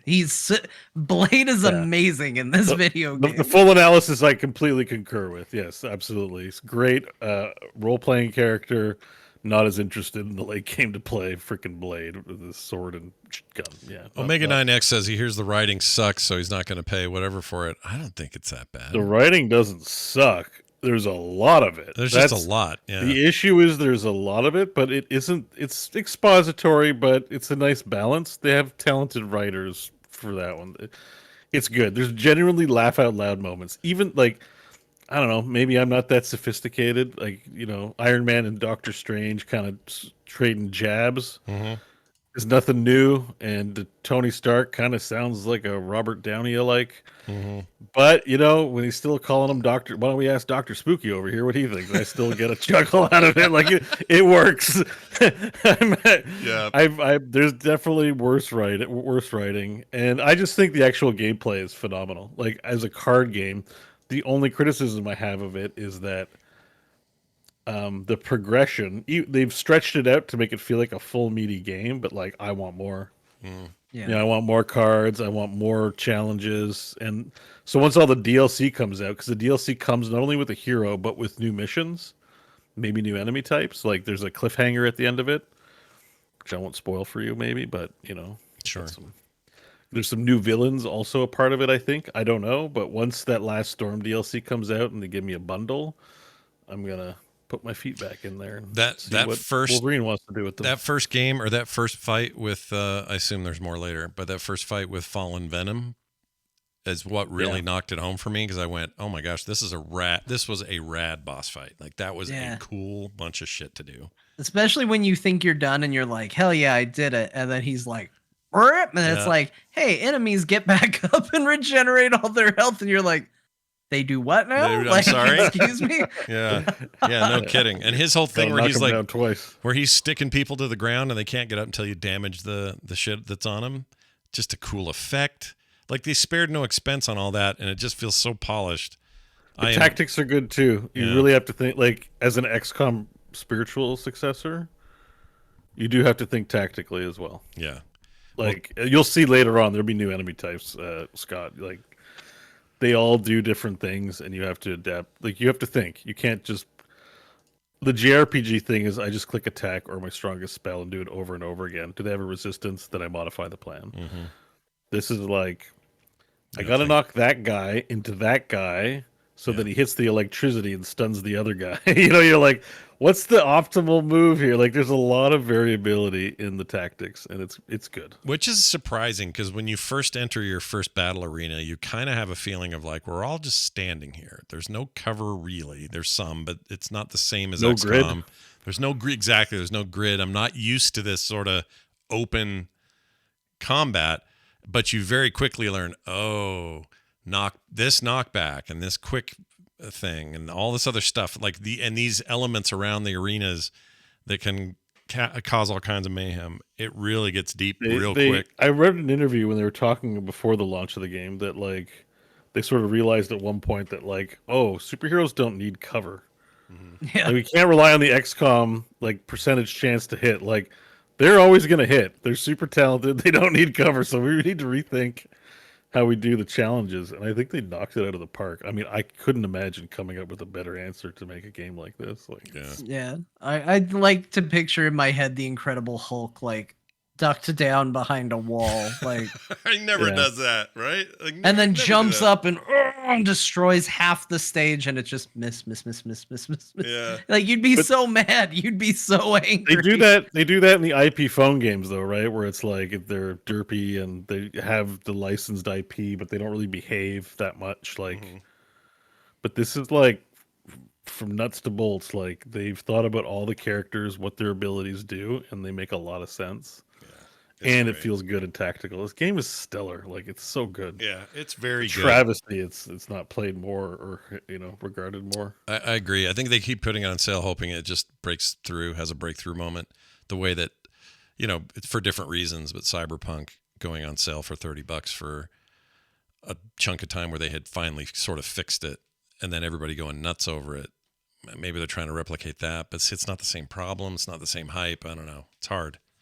It's hard to market a game, I guess, in this busy games world, but this is one not to miss, especially if it's on sale. Just freaking grab it.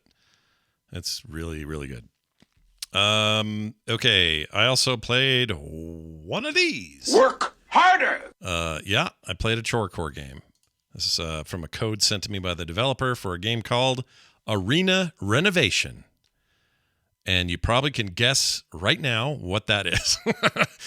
It is harder. It's a busy. Okay, so your job is to take an old like gym or workout center or aerobics place that's all gone to crap. The walls are covered in graffiti. There's a bunch of broken shit you can see on the screen here. I hate when your balls are covered in graffiti. I know, it's the worst. You really need to put them away. Exactly. Better than tattooing them, I suppose. That's true. That would hurt. You go in there with a sledgehammer and you break up all the garbage and you throw all the trash away, and then you start cleaning. Or you power wash the walls so you don't have the graffiti anymore, and you start putting new flooring in and new walls in. Stop me if you've heard this before. It's one of those games. It's an interesting take though, and I'm having a good time with it. I didn't get a chance to get super far into this. I was only able to play for an hour, but it has all the elements I like. I like, tearing stuff down, putting new stuff you need up. to work on that hammer animation. I'm sorry. Yeah. It's not perfect. Yeah, the hammer animation's kind of bad. It feels okay, but it looks terrible. It looks really awkward, I guess. Because they gotta wind it back. It just looks like he's going like a magic wand, like touch. Yeah, it's weird. It's fine. It's a video game. Who cares? It's also weird that stuff disappears with it. Like you hit a board and it goes away. There's also a lot of clipping right now. The game's got some bugs. It's not perfect. And it's not. This isn't in the kind of shape that say House Renovator is in, or House Flipper rather. Yeah. Early access, I presume. Kind of. I think it might be full release, but I feel like I've never seen one of these games that isn't in early access. Yeah, it's true, and there's a lot of them now. There was a whole article on Forbes or some big place was talking about how this is like the hot trend right now, and that maybe I started to feel like I was ahead of the curve somehow because I hadn't heard, that this was any that big a deal. Renovator games or just like chore core games, work as games like Lawnmower Simulator and Pressure Wash Simulator and all that. Yeah, there's a lot of the work big that thing goes... is we need chore core to take off as the term. Yeah. Like if we place one mark on the video game industry, that's what I want. Right. Call them chore core games, everybody. Yeah, get on there. There's a lot of work though that goes into keyword research for these like smaller scale games. Like I think I don't know if any of us have a Steamworks account. I've only been thinking about it because I'm tooling around with the whole game dev a little bit, right? And it's like if you get those accounts, I think you get access to like, keyword data, just like you would for making your YouTube videos get more views, et cetera, et cetera. So if you like have a development time of a year, you can kind of hit like a keyword soup that's like the genres, the hybridization of like certain genres and make it, and that might be what's going on here. That it's like, we're seeing so many games because there's a thirst for them. For example, I think one of the worst ones to perform is actually 2D platformer. Do not make a 2D platformer on Steam; it will not sell. Really? Unless it's viral. Unless you're like a AAA studio making something huge. But why is that? 2D... That's weird. I like 2D platformers. I was looking at a site that was just analyzing. It's like roguelike deck builders sells a ton. Strategy, like city building strategy sells a ton. Huh. Visual novels doesn't sell that much. But there's a lot of them, but sells better than a 2D platformer. Weird. Yeah. So like, what it looks like on the storefront or what your opinion is doesn't actually match up with sales data, right? So a lot of people have access. I think it's through Steamworks. I mean, probably you could even get it there, but like, if you're trying to make money and make a game, then you're just going to hit the keywords that are popular. So does Metroidvania count in the 2D platformer category? Do you know? Like, do they not do well or something? They probably go hand in hand to a degree. No. Metroidvania would be its own thing. Okay.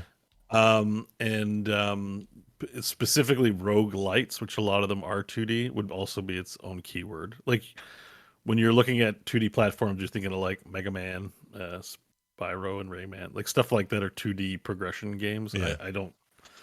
I haven't drilled down in that level of detail, but I think Metroidvanias, I can't remember what I saw on the graph or the article that I was reading, but I'm pretty sure Metroidvanias sell quite well, actually. Well, good. I just got one of those called Curse of the Sea Rats, and it looks really delightful, and I was hoping that they do well. So I'll probably talk about it next week when I've had a chance to play it. Yeah. But no, I mean, like making your version of Mario or something that's left to right, or Mario, sorry. Yeah, no, look, you're in trouble every time you say it. Yeah, we get emails every Anyway, sorry to distract you from what you were talking about with your game, but there are a lot of you're right, there are a lot, like, have you gone back to Gas Station Simulator at all? I have, a little bit here and there, just see some updates. They got a cafe, or is it a food trucks? I can't remember. They got a food truck or a cafe simulator I really want to try. That same developer.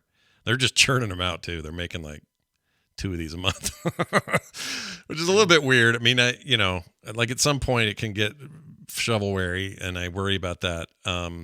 This game feels like an extension. It almost feels like DLC to House Flipper in that it's like you could almost see a DLC called House Flipper Arena DLC.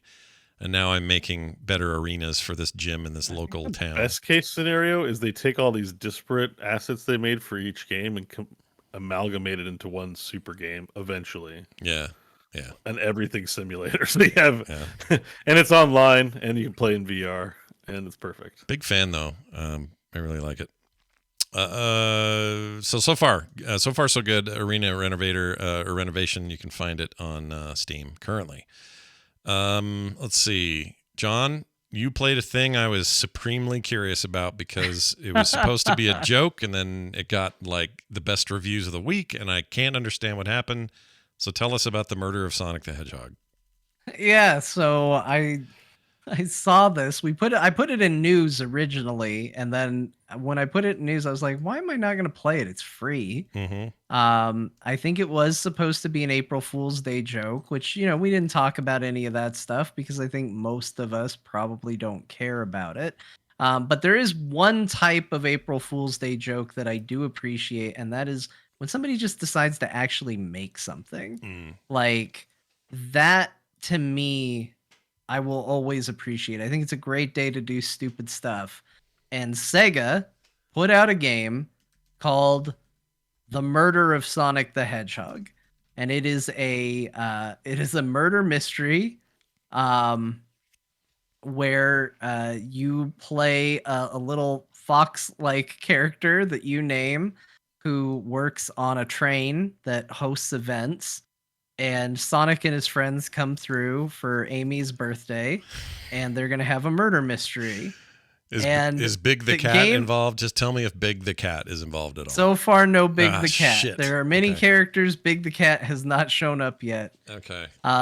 Fair enough. But I will say this, like, there is some slight suggestion that Sonic might actually be dead. Oh, shit. I don't know what's going on exactly. Like, I'll say this, the story's really compelling. I do think I've already solved the murder mystery, but we'll see. I don't want to spoil it. I'm gonna keep playing it because honestly, like, it's pretty good. It's made me laugh a couple of times. Like, it's goofy, dumb fun. It acknowledges some really dumb, silly things about Sonic the Hedgehog and its characters. And it's kind of charming. Like, there's a weird, dumb trope where when they want you to collect evidence, so far in every car I've been in, the trash can has been selectable. And I have always picked it first. And my character always goes, there's always something hidden in the trash. And there's nothing ever hidden in the trash. And Tails is like, yeah, it's weird. There's nothing in here. And you always say that there's always something in the trash, but it hasn't happened yet. And then you go to the next one and Tails is like, you know, I'm really kind of getting worried about you in this weird obsession with looking through the trash for things because it's not panning out. Wow. It's charming and funny, and it's not deep. I'll say this, probably my least favorite thing about it is the part where it decides it wants to be more active than a point-and-click adventure game. So when you are presenting evidence, so the very first mystery is like you want to call Amy out on her shit because she's lying to you. She's pretending like you're just trapped in this room, but you very quickly realize that Amy made some stories up. And so it's teaching you how to present evidence and all of that and how to interrogate somebody. And when you present the evidence, instead of just like you have to figure it out logically, it goes into what's supposed to be your brain, which is it's called like the brain gear or something like that. It's kind of a riff on the Game Gear. And you play this weird isometric collect rings Sonic game in your brain. Okay. And you have a certain number of rings you have to get in order to form a coherent thought and present your evidence accurately.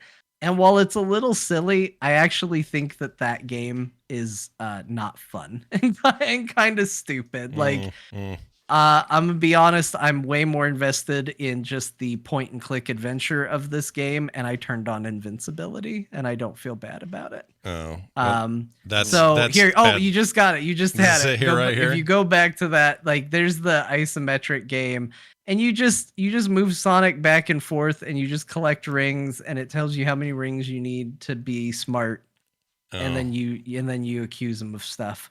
I don't think it's particularly fun. It does change up, but I kind of just enjoying the story, and so I'm just kind of point and clicking my way through it, and I'm not worrying about that dumb mini game. But it's really charming. The art's good, and honestly, the story is compelling. Like, they have presented this thing where like everybody was getting ready for the murder mystery, but then something weird happened and you find Sonic's body and he's talking, but he's just like, your character's like, I think he might actually be hurt. And Sonic's like, just gonna sleep for a while. And then he stops talking and stops moving. And your character's going up to other people and saying, like, do you think Sonic's really hurt? And they're like, nah, he's tough. I'm sure he's fine. And so there is this like small shred of doubt of like, is there going to be a dark twist in this game? And people are going to be like, yeah, all right, come on, Sonic, let's go. Wow. Sonic? He's not gonna make it. Might really be dead. Uh, Some shocking news. Sonic might be dead. It's bad news. I don't know. You got to play to find out, and you Yeah. got to play to find out who did it. Even though I'm pretty sure I know who did it. It's worth some stories don't add up right from the get go, and I'm on the case. I think it's cool. I think it's charming. It's free. Go if you think this is dumb and worth investigating. Go play it for free. It is charming, and it is genuinely made me chuckle a couple times. I'm having a good time. Here's with it. the wild thing. To finish this game. This is a wild thing, but the April Fool's game, the murder of Sonic the Hedgehog, which is a April Fool's thing, but it, like John said, it's a thing they made, right? So it's a game. It's a real game. Is the highest ranked Sonic the Hedgehog game in the history of Steam reviews. No other Sonic. So the April Fool's game has a higher rating than anything else they've ever put there. Like ever. Well, this goes back to what I've said about Blizzard. Just make the game. Just make the something game. stupid. Don't get precious about it. Don't just make a game. Kind of agree. You have already ground your credibility into the earth. There's no reason to be precious about it. Anytime you think, hey, we got a cool IP, what if we just do it? Don't what if, just do it. Yep. Be the Nike of video games. Just make it. Especially if you're a big company like Blizzard. But Sega's there too. You made a game where Sonic kissed a real human girl, and that was weird. Yeah. You've hit the bottom of the barrel. Just make the game, Sega. Doesn't matter what it is anymore. Just make the game. You already have Sonic making out with women. Just make a game. You want to make him die in a train? Do it. I have a prediction. That's the policy that they need to have. Here's my prediction. Next year, we're talking about the sequel to this game and that it costs money, and everyone's going to be mad that now it's not free. That's going to happen. Probably. Because this is doing so well. Yeah. Real quick, it's only 6 people on that team that made this. They're all part of what's called the Sega Social Team. And it's a Sega development team. Genuinely fun and enjoyable. And like kind of self-aware in a dumb way. There's a part where you interrogate Knuckles and you're like, what are you doing over by that arcade machine, Knuckles? And he's like, it's broken. I'm trying to fix it. And you look at it and it's like, this arcade machine was clearly damaged by someone hitting it. And standing right next to it is Knuckles with his big ass fists. And you're like, hey, Knuckles, I think you hit that arcade machine. And he goes, what makes you think that? And the character literally just stops and everyone's just quiet. And they're like, because your name is Knuckles and look at your hands. You clearly punched this thing. That's great. I like that they lean into it. Nothing Also, wrong the with arcade game was Super Monkey Ball. There's a lot of discussion about Super Monkey Ball in this game. Oh, that's great too. Worth knowing as well. All Sonic discussions should include a little monkey ball. Nothing wrong with that. Yeah. All right. Well, I'm glad somebody played it because I was extremely curious about it. It's not my game type at all, but I'm happy to hear it's fun. Bo, you're in the middle of your Diablo 4 depression. What have you done to help alleviate? I just want to say it's hit really hard, and the list here is just stuff that aren't Diablo 4 that I'm playing out of desperation, out of comfort, but sure. Darktide, I'm having a good time with Darktide, but yeah, I got into Valheim. Actually, that doesn't count. Valheim, I'm actually curious to start to get back in there, so I'm picking. Did they do a new content update or what happened there? Yeah, Mistlands is out, but I took down my server. I backed up the server and I took it down and sort of starting from scratch a little bit. So I'm not using the same character, but I kind of just the thing about Mistlands is like you shouldn't with the update, even though you could experience Mistlands, it is better. They highly recommend you start from a new world file because it won't generate the same density. There's like issues. You're better off starting a new save file. And there's some memes going around about people complaining not enough content, and it's like, did you start a new save file? No, there's your problem. They had the same recommendation for Everspace 2, by the way. They said if you had a previous save, you don't have to do it, but you're probably going to run into problems, so we highly recommend it. So I did. I started over. It's early access. It's it's how it's supposed to be. So I'm fine with it. And Valheim's fun. It's a pleasure. You want to hang out in the meadows and make cabins. That's like the main draw. So it's actually just fine. Yeah. Playing Darktide, playing a bit of D2R, playing a bit of D3, and The other thing is War Tales, April 12th. Oh, so that's yeah, probably dude. next week. So I'm hoping that's there. But honestly, thank you, Scott. I mean, hoping that's there to sort of relieve my I miss you, Diablo 4. But actually, Everspace kind of scratched that itch real nice. Yeah. Forgot about Diablo 4 as I was playing and enjoyed that. But not much more to talk about. All apart right. from the usual No, hits. no big updates on Lake Run, I assume. At the moment. Nothing big. Diablo 4 derailed all my game dev study. Like that all stopped with the Diablo 4 beta weekend and the second beta weekend, and I'm in my depression, so I haven't really picked it up yet. Yeah. I have done. I mean, I added one thing. Do you guys want to see one thing? It's very small. Yeah, I do. But, yeah. I do, because while you're bringing that up, I can tell people, because the chat reminded me I didn't talk about it. I totally forgot. Carter and I, my daughter and I, this last weekend finished that Bokura game, the one that you play cooperatively, and on her screen it's beautiful meadow, and on my screen it's a horrible robot nightmare, but we're in the same place. That whole thing we talked about all last week. If you guys don't remember, but anyway, we beat it, and someone in the chat says, "How'd you find the last parts?"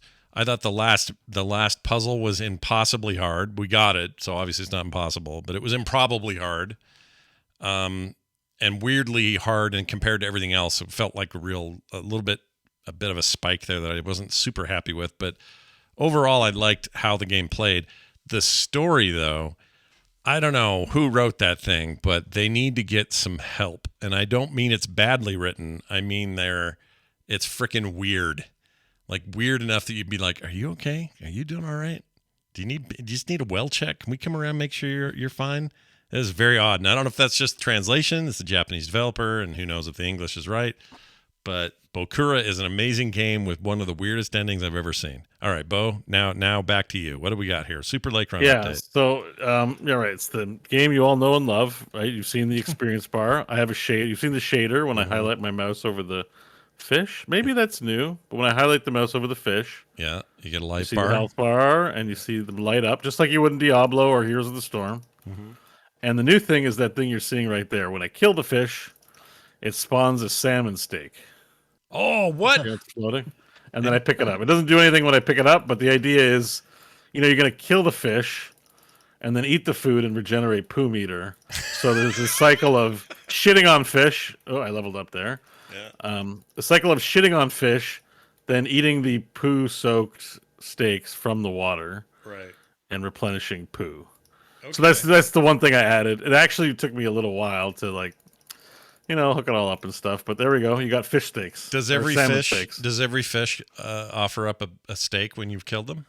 Yeah, there's no loot table. It's 1-to-1. You kill a fish, you get a steak, and it floats to the top of where the water is. Are you going to do color-coded, eventually have color-coded ranks of food fish? Like, this one's purple. I better eat that one. Or this one's yellow. Yeah, like maybe there'll be some poison ones, and you got to be like, oh, I jump over that one. Yeah. No, that's great. Yeah. I love it. I think I don't want it to be like innocent fish you're shitting on. Like I maybe want like demon fish or undead skeleton bone fish. So some poisony fish guys you probably don't want to eat their poo or their steak.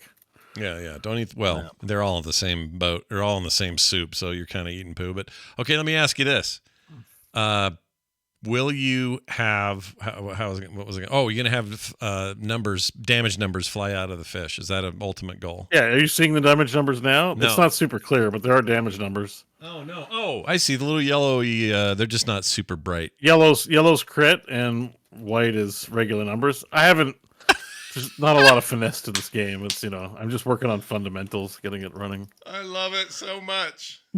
Yeah, there's no damage numbers coming out of the fish for sure. Yeah, I can't. I mean, every time you show me this, I'm actually kind of blown away. I think it's great. Like Yeah, legitimately. I think the major issue you see when I shoot a poo, Yeah. how poo splashes. You see, there's a poo splash. Yeah. Yeah. So right now it always angles to the right, even if I shoot it that way. Like I'm not happy with how the poo splash angles. Yeah. So that's probably a whole day's work trying to figure out how that works. See if no matter whatever angle it hits, it'll refract Proper the poo other way. splash. Poo physics. Yeah. Physics. Yeah. Poo Yeah, physics. or shaders, important. really. It's not physics, but whatever.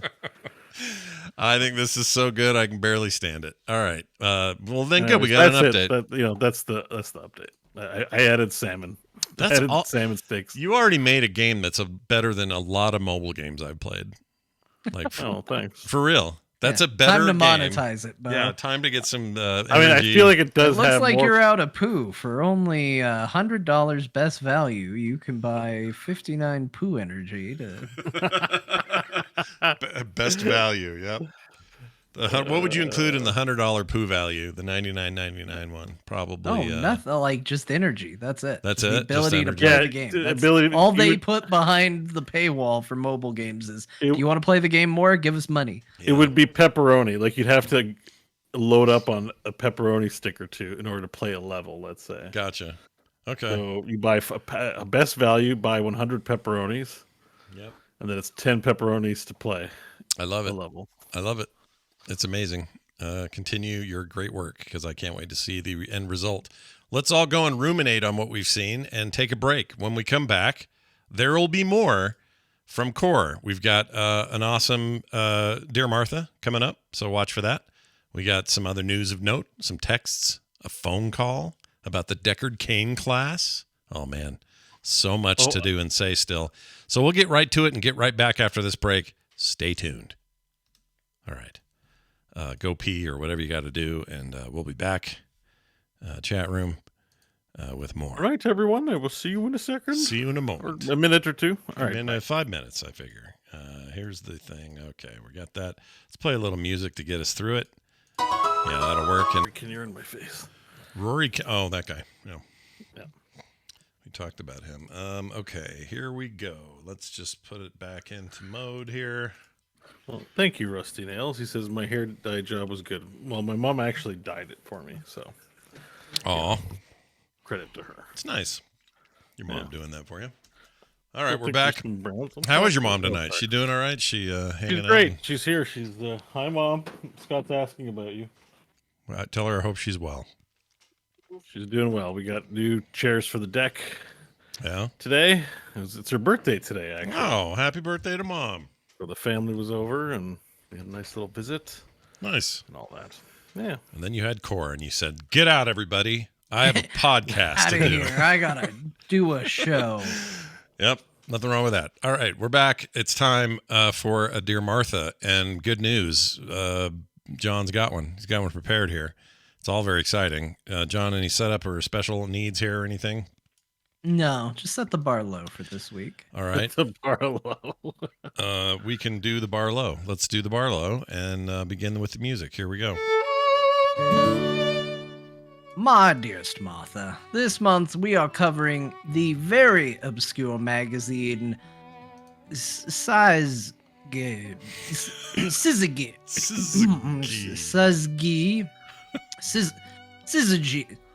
Syzygy, issue number 1. Anyway, look at this cover, Martha. When do you think this magazine is from? The 70s? The 80s? Maybe cresting the early 90s? Well, you would be wrong. This abomination is from fall of the year 2000. Jeez. This is the weirdest magazine I've ever seen, Martha. All this time travel means I've gotten very used to what gaming magazines are supposed to look like, and this is not it. Well, it was, just 30 years prior. And I'm not just talking about the cover art, Martha. Look at the first story they feature in this magazine. It's The Rise and Fall of Vectors, talking about arcade cabinets from the 70s, which is fine. But flip forward in the magazine and read a review for Resident Evil Code Veronica on the Dreamcast. But that's the thing. It is all this low-res black and white throughout the entire magazine. It's like someone inherited their great-grandfather's printing press and said, "I'm making a gaming magazine, and it all looks terrible."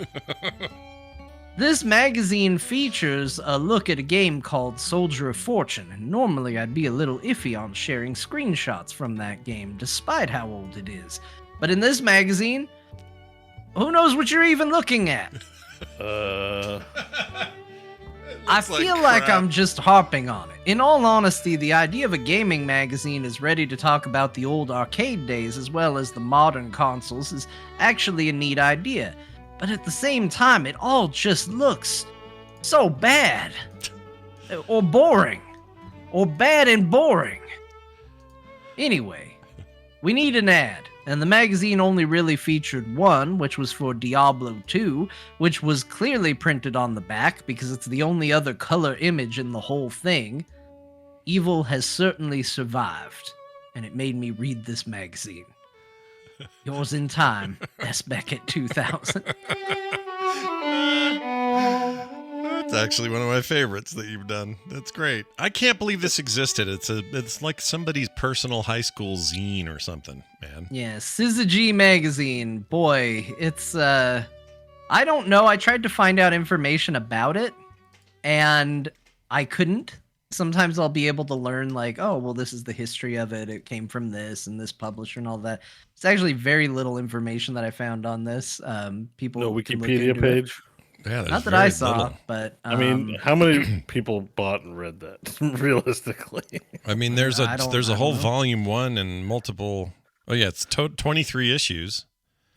So To me, it's like one of those things that, you know, when you have a good idea or you think you do and then you tell people and they're just not impressed by it. Yeah. No, Syzygy, it really is the next big thing and Mhm. nobody's. it's a horrible name. How do you remember the name Syzygy? What does it even mean? Like, I'm It's, assuming it it has stands something to for do with something. the alignment of the Earth and the Moon. Oh, here it is. An alignment of 3 celestial bodies such as the sun, moon, and earth during an eclipse. Also a podcast where real life actual astroneer does blah, blah, blah, blah, blah. Let's see. Oh, yeah, and they have a whole episode list. So this is a thing, and then and there's a podcast about it. So still trying. Someone's still trying to make Syzygy a thing. they're trying to Other make it people a are Still thing. going. Yeah. I'm not going to listen to it. What is this? I never heard of this I think before in my life. It's just hard to know what you're getting into unless that was a thing people knew what that word was. Yeah, that's wild. I don't know. I knew I had heard it recently. I heard it when I was playing that so I talked about it on Core, that History of Atari Yeah, game where it gave you the whole thing. right.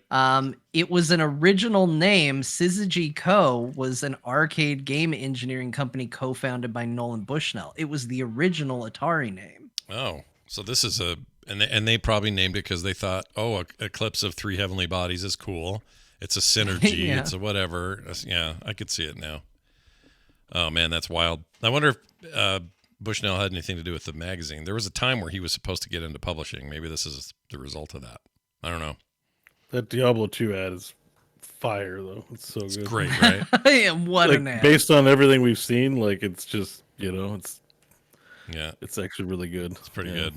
But the way this magazine's laid out, it feels like they had to contact Blizzard directly and say, "Do you want to advertise over here?" Like it's so low rent, everything in there. They're like, what color is it going to be in? Well, low res black and white.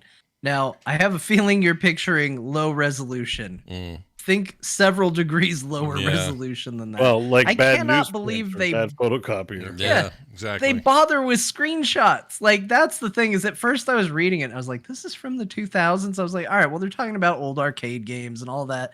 And then I got to a section where they're showing off screenshots and it was just like, what are you doing? Yeah. This isn't serving anybody. Nobody's going to go out and buy a game because Syzygy offered this like muddled black and white look at a modern PC game. Like, Yeah. oh my God. That's wild. Well, I feel like I learned something though, the name, and now I have a better understanding of it. Someone in the chat says there's a Twitch stream with the Syzygy name, so that's a thing. It was also an episode of the X-Files, going back to what we talked about earlier. Syzygy, a robot character from the video game Unreal Tournament 2003. Whoa, bringing it all back together today. That's impressive. All right, well, let's move on. We got some other news. Dark and Darker, a game that a bunch of listeners told us, especially during the demo period that Steam just got through with, that was going to be the hot new thing and that we should all play it and get it. And it looked like a really hard first-person dungeon crawler thing where you had to co-op with each other. And it got pulled from Steam. And then things got even weirder. Yeah, this is a like kind of crazy story. Oh, I can hear myself. Can you? You shouldn't. Hello. Do you? Hello. Do you Can I hear yourself? myself? I don't Hello. know. I don't hear Oh myself. no, it's good now. We're good. Okay. We're Weird. good. Okay. Okay. All I right. become incapable of speaking if I hear myself at the same time. I just shut down, like putting a piece of cheese on a cat's head. Like I just stop. Wait, is that a thing? Hold on, back up. You put cheese on a cat's head and it can't do anything? Is that a thing?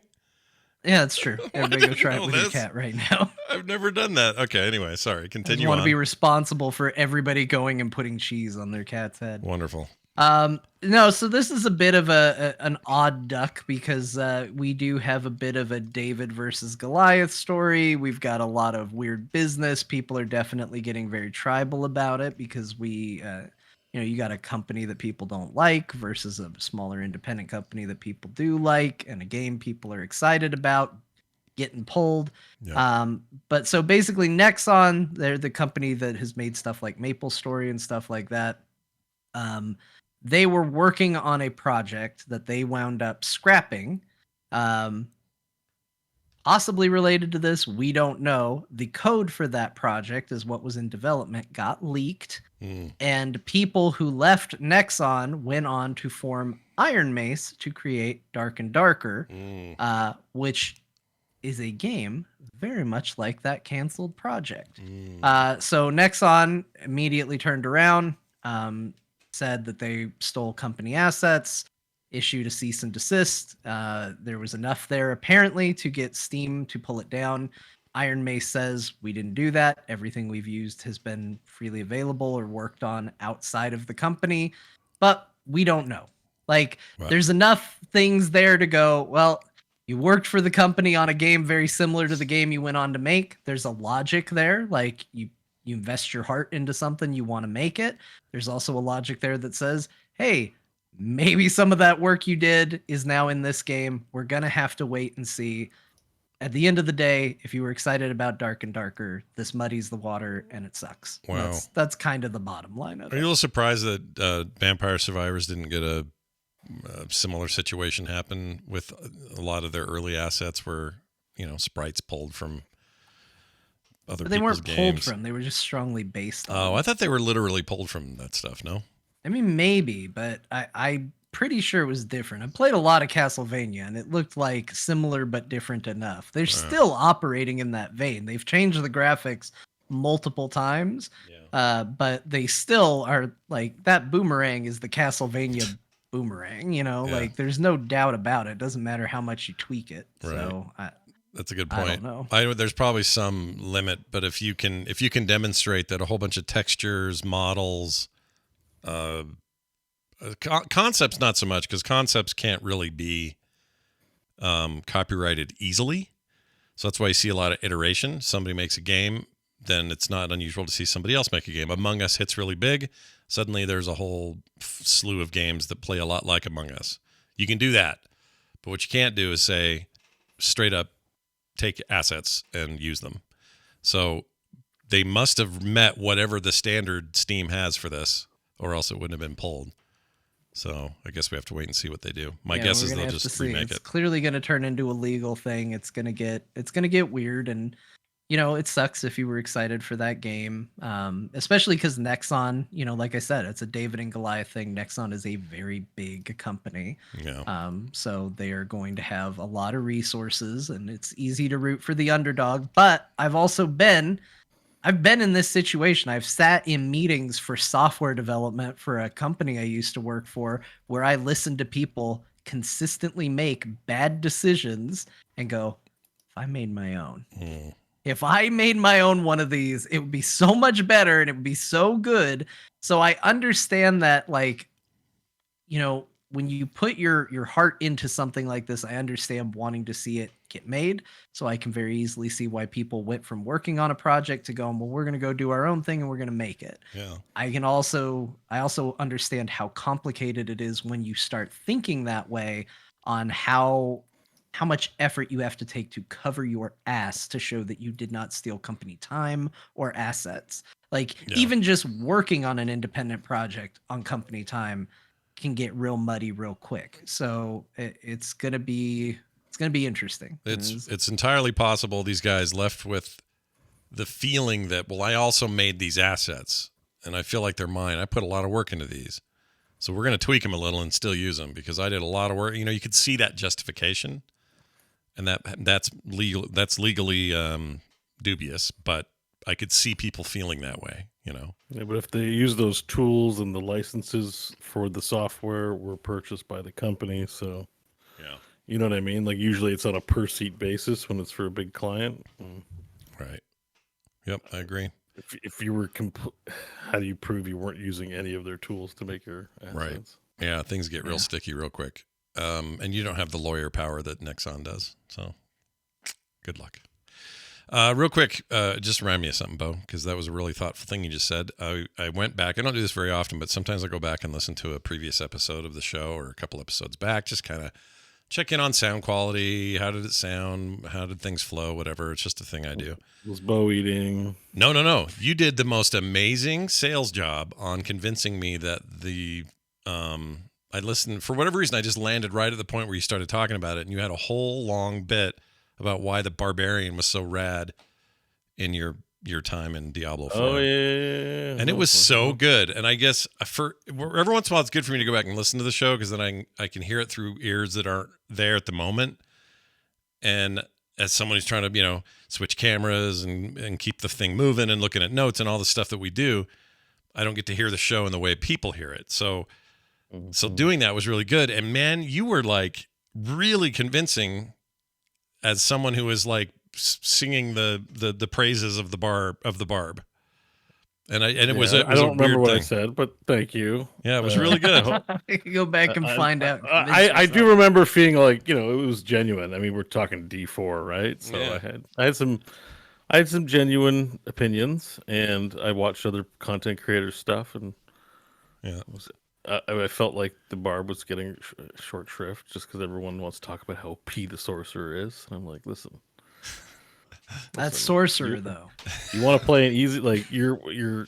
Anyways, I could get into it. Not to immediately do the thing you're complaining about, but Bo, have you considered the sorcerer? It's very good. Yeah, yes, I'm going to play. I have a feeling I'm going to be playing all the classes. It's not a whirling dumpster fire like the Barbarian. Oh, see, fighting words. Now it's on.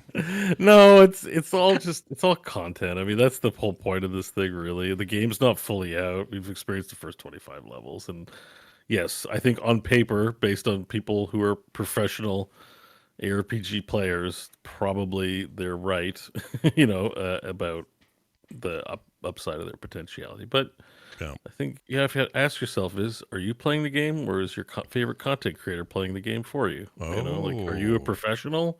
Are you if you are in that community that tries to be world first or tries to be the best, then okay, but that's like not 90%, like 95% of the people that listen to them, it's not you. You don't have to do what they do or like what they like or parrot what they have I to didn't say. want to. I didn't even want to play the sorcerer. It's just the druid was so bad I needed something else to play. Yeah, get And the so taste out of your mouth. I played the sorcerer and went, oh man, gosh dang it. I know. He's so It's good. it's like when everybody's so hyped about something. I mean, it literally just happened earlier in the show. It's like everybody's saying like, you better say it's Quake. You better go with Quake. Don't say Unreal Tournament. Go with Quake. Yeah, I'm excited to be on the other side of that argument. Same. I played the sorcerer and I had the finest time. Yeah, it was a fine time. As an update to this, there is an update to this. Now that I'm grateful you brought it up. There is an update to this because Crip did do another video. Because Crip's kind of he's the big dog in this arena. Right, that's an authority. He did another video, and he was the one kind of shit on the barb. He's one of the barb shitters honors. He's a barb shitter. Okay. But on the subsequent video, he said actually probably it is early on, and there has been shown some potential for the barb to actually, pull ahead or have other options available to them. So I had felt validation. I was like, yeah, see, Crip agrees with you. Crip should listen to Core. You should live your life as if listen to me and a little bit, just a little bit, I think we all just need to rank Diablo classes as Star Wars movies. And I think we can all say that the Sorcerer is The Empire Strikes Back. Wow. And the Barbarian... You're a different John than you would have been 2 months ago. It's not even the same human. The Barbarian is The Last Jedi. Wow. But at least, as controversial as the Barbarian may be, we can all agree that the Druid is The Rise of Skywalker. Yeah. Okay, I'm with you here.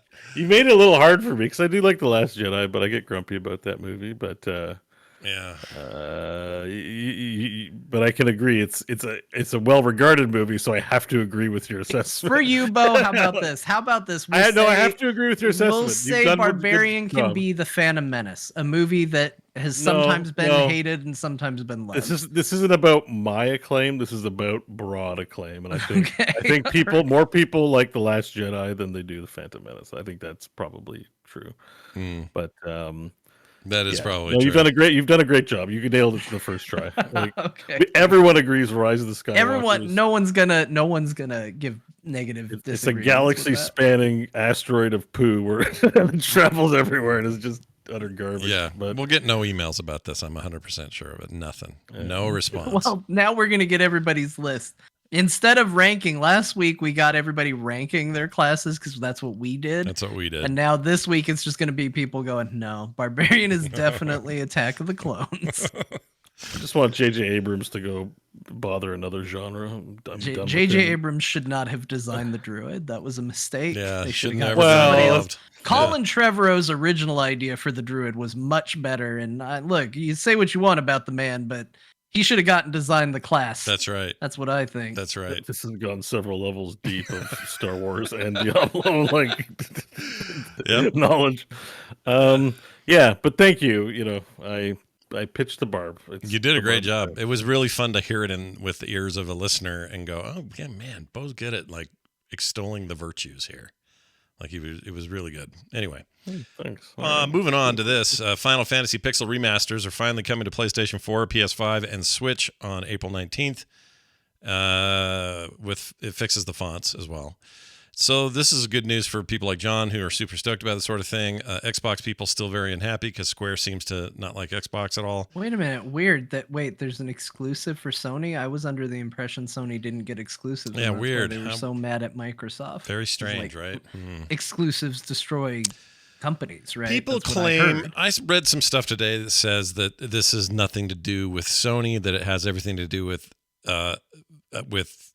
Square's devotion to Sony, and that Sony's not really pressuring it. But I don't know what to think. I don't know, man. Like the Final Fantasy 14 devs have said, we can put it on Xbox. We just got to get the okay to do it. Yeah. That doesn't say that they're being allowed to do that. I don't know why Sony's not exactly thrilled with Xbox right now. You know what I mean? Well, yeah. So Sony's exerting pressure. We may or may not ever hear about it. But I personally, of course, they're going to play that card. It's a strong card for them to say. They're the worst. They've been like so bad at keeping Final Fantasy off Xbox, but Call of Duty's been forever like on Sony. That's what I'm saying. Like I think they think this is their special tool in the toolbox. If the people like on those boards, whatever consumer boards were actual like, you know, Phil Spencer level gamers, stays up late at night, is super tired, lies about it publicly, kind of, you know, thing. Yeah, that's right. Hi, Phil. Yeah, I heard that. Talking about you again. Yeah. I don't believe you when you say you go to bed on time. You go on a pure offline and play by yourself. Yeah, I think you're right, because he beats way too many games and then brags about it. He's like, oh yeah, he's actually a handsome guy, well spoken. He seems prepared for his presentations, but he just gives me the vibe that he was been up too late the night before. I just always feel that way every time I see him. Fair point. But he claims he goes to bed early, and it's not like him at all. But I don't know. I think there's some pure offline and some of that shenaggery going on. Shenaggery? But anyways, shenaggery. Yeah. Right. Made that up. Careful now.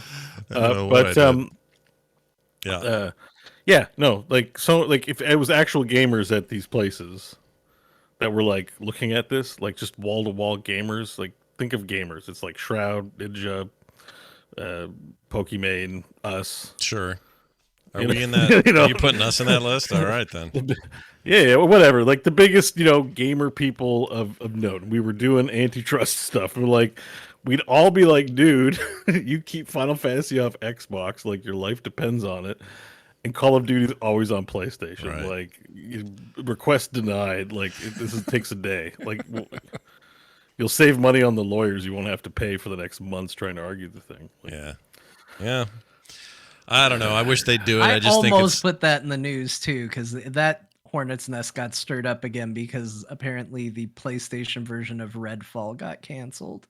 Is the big rumor, and Sony's like, see, you see, they're not doing it. They're keeping their exclusives. But we'll see. wait, what happens. PS5 version or PS4 version? Any PlayStation. Any version. PlayStation version was That canceled. Redfall is now just coming out on PC and that's Xbox. actually kind of big news. Did that happen? I didn't know that happened. That. I didn't know that was Yeah. confirmed. Maybe it's still not. No, confirmed. it's not big Because you're news. all just getting fed Microsoft's news feed. They're keeping it off your Yeah. timeline because big Microsoft's controlling the Google sphere. Yeah. That's, Well, I don't use I use Bing search now and Chat GPT, which is all So Microsoft. you owns. just see a bunch of nude. Oh, this is what it PlayStations was. on They YouTube. never announced it was coming there. So this is what it was. Microsoft scrapped a PS5 version of Redfall, says Arcane director. So he just let it slip that we were originally working on it, and then after the acquisition we stopped. But they were never. It was never announced for PlayStation. Right. But Sony's But like Sony's like, look, liar, pants on fire. Look, get him. Yeah. You know what it's like? I don't know. Here's the thing. Is anybody surprised that Microsoft expects one of the studios they acquired to occasionally make an exclusive title for their console? No. Not at all. No. In the same way that I am not playing the new Spider-Man game on the Xbox. Like, it's just the way it works. But So- you want to see, this is what this GIF was made for. I'll put this up for video. I swear this GIF was made for when Sony says, look, they canceled the game and it was supposed to come on PlayStation. I love this GIF. I do too. It's really A couple memes I just really like, and this is one of them. good. Yeah. For those who don't know, or that are on audio only, it's Leonardo DiCaprio in The Aviator, I think. Once No, upon a it's time in the- Hollywood. yeah. Oh, the Hollywood game or movie. Yeah, that's right. Yeah, was he's gonna on say. the TV and he's pointing at it, and It's going. it's good because that's like pretty soon after the violence you've been waiting for. The whole movie finally goes down, and it's disturbing as you As you expect from think. a Tarantino film. Yeah. I still haven't seen it. I'm embarrassed to say. You haven't seen it? No, I have It seen. Oh my gosh, it goes. When that movie decides to go, it goes. I've seen every Tarantino It's movie good. multiple It's really times. good. I've not seen that one yet. I don't know why. I mean, I'd watch any Tarantino film, but this one, it's good. It's as good All as right, anything let's else. all watch it together. I've seen Hateful Eight 5 times. Is that weird? We'll record a commentary No, for it. you know what? I want to see. Did you see the new version? Yeah, it's like I a did. 4-piece I did watch it, miniseries. yeah. Or It wasn't whatever. available in Canada, and I don't know if it made it over here yet. It was geo-locked for a while. I It's have to see essentially an the- extended edition that they broke out into Yeah. episodes, and it's Look, extremely. damn door! Yeah, Where's the goddamn barn? it's really really I great. related love to that part because of that my- movie. Yeah. Yeah. I really related to that because my dad said that like all the freaking time, like Really? my whole life. Like, were you raised in a barn? Close the damn door! Jesus Christ, I don't pay the heat for nothing. Were You you know, raised in a barn? I'm Did not. you really say I'm not that? paying to heat the outside. You little shit. Like just like so for some reason, the door open when you're paying for heat is to some people like rage juice, like immediate Sith Lord. Like you want to send some people off into nightmare rage land. Leave the door open on a cold day. All right, this is good to know. Anyway, I related so much to that because they were also like, I'm like, oh, they're like family. Yeah, Like, shut the damn door. they were so pissed about that door every time it was. I loved that touch. I just Yeah. loved that was a thing. Such a good movie. They got so mad about it. Yeah. right out of the gate, like no hesitation to people who don't know what's going on, but the door opens for half a second, they're already yelling at him. Yep. Yeah, yeah. It's not like, hey, can you please shut the door? Let's chat a bit. We're paying for the heat. It's cold. Just make sure the door's shut. No one does that. No. No. Shut the door. I have every right to be verbally abusive to you because the door is open. My way of getting the kids to close the door when they come in and out was much more effective, which was I told them, I said, guys, if you leave that door open, there's a very good chance that the cat is going to get out and run away. I would like this to happen. So I'm not going to tell you to close it. Just know that that's going to cost you a cat, and I'm more than happy to see it happen. And they have been adamant about keeping that door closed ever since, even going so far as to tell other people, shut it, the cat will get out. You're really good at that. You've made a generation of yellers, basically. Yeah, yeah. I did. I made them the yellers. That's a great way to do it. You just get ominous about it, right? You just go, the cat will be gone, and I will win. Yeah, and they don't want that. They don't want you to win. They'll fight. By the way, so I'm a huge fan of Kurt Russell, and he had, what a year that was for him. So he did Furious 7 in 2015. It's a big deal. Bone Tomahawk, same year. That movie, holy shit, it's another Western. And then Hateful Eight right after that. What a triple threat that dude was that year. I love Kurt Russell. Anyway, I spent a period of time thinking he was overrated, but thankfully I've come to my senses, and I think Kurt Russell's a treasure. he is. He's great. He's apparently a real he's really good. He's super grumpy on set, is the rumor, but that just may be his personality. I don't know. Oh, and if you want to see something that holds the hell up, see the 90s one where he's on the freeway with his wife and gets cut off by a bunch of dicks and then gets chased. We just saw it for Film Sack. Shit. Hold on. I'm gonna find You're not talking Death Proof. No, that's different. No, different. But it would have been around that. Well, also like The Thing, like one of the quintessential classic. Yeah. Oh, Breakdown. It's Breakdown. Breakdown is so good. That holds the hell up. It came out in like 97. So good. Okay. Anyway, final note. No Man's Sky is still growing. There's still patches. There's still things. There's a brand new update coming. What's this one called? Vendetta or something? What is it? Interceptor. Interceptor. I believe. That's it. There's still more updates. It's so impressive. It is. I'm a little worried about feature bloat, but maybe I shouldn't be because this isn't really a feature update.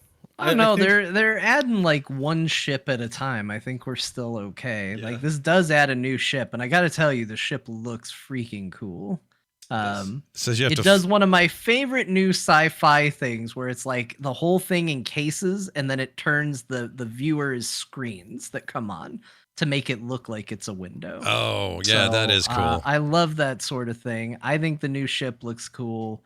It's got a lot of like new tech things on the ground to deal with, tech enemies and stuff. I don't know what all is. Here's the problem: is I haven't played in like 3 updates now, so I look at it and I'm like, well, this is all new. Yeah. But I don't know how much of it is new versus not. I know the ship is new. I know the backpack's new.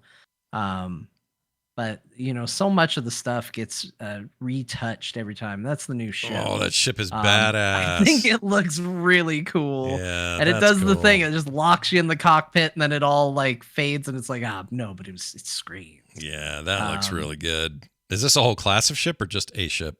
Do you know? Just a ship. Okay. But I mean, there's going to be probably variants on quality of the ship, so you can probably go hunting for a better version of one, and they've got ship upgrades and all of that. So it says something about fighting an armada of. Oh yeah, there's capital ship battles and all sorts of stuff like that. So some new crazy stuff on the planet. I uninstalled the game again because I was like, this takes up a lot of space on my hard drive, and I'm not getting around to it. And then they do an update, and I'm like, every time I see an update, I just go, what if I played more No Man's Sky? Yeah. If there's one thing Everspace 2 is missing, there is no on the ground stuff. You don't ever get out of your ship, which is fine with me for what it is. But No Man's Sky is like this reminder of, oh yeah, it's kind of fun to get out and like do other shit than just fly. If anything, it's like reversed. It's like No Man's Sky is strongest in everything else, and the space stuff's okay. Yeah. Whereas it's still impressive how big and amazing everything is, but really the impressive stuff is happening on the ground. And then in this other game, it's like everything impressive is happening in the sky. I don't know. It'll scratch different itches. Everybody, good luck to you. Okay, where are we now? Oh, I just had one thing before we move on because I meant to bring it up, but I discovered that Wyatt Chang of Diablo 3 and Diablo Immortal fame has a game development YouTube channel. Really? It just started in like the past few month or two. And it's funny. His most recent video too is I made a Vampire Survivors sci-fi clone. It was just of interest to me because it's it's game dev, but it's Wyatt Chang. Like I know he's the do you have phones, and Diablo Immortal's not great, but he's actually he's one of the legendary nicest game dudes. designer. Like I was like, oh shit, like this is cool. Easily one of the nicest people I've ever met at Blizzard, and I mean that. Yeah, and he's done that's the stuff that's just stood out because it's viral and memed. But he's actually the little bit I've watched so far is really good, and I just wanted to throw it a recommendation because some of his videos don't have a ton of views, and I'm like, I've been watching some of it, and I'm like, this guy's pretty knowledgeable, knows what he's doing. It's interesting watch. There's also, I can't remember his name, but the guy who does Smash also has a game dev channel. Game dev YouTube's kind of interesting because like a lot of these people that are famous for their video games are like they're not famous as content creators, and their channels are small, but there's like nuggets of good shit. There. So, anyways, just a little.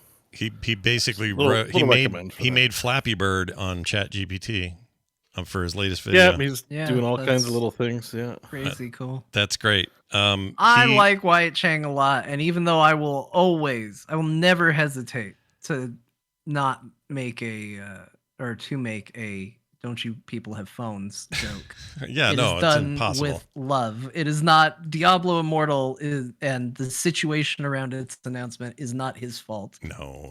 And while it is an unfortunate question to have asked a crowd of angry nerds, I find it genuinely funny, and it is with love that I continue to remind the people of that. Yeah. One of the fun things about him too is because he's got some videos on tips for game jams. And I was like, oh shit, he works at Blizzard, but he's like, I've participated over the past 10 years in X amount of game jams. I can't remember the number, but a lot. Yeah, I was like, oh, you've got a job at Blizzard. Why are you doing game jams? And it's like, well, it's obvious. Like you've sort of noticed all these developers in these privileged positions, like John said earlier about the software.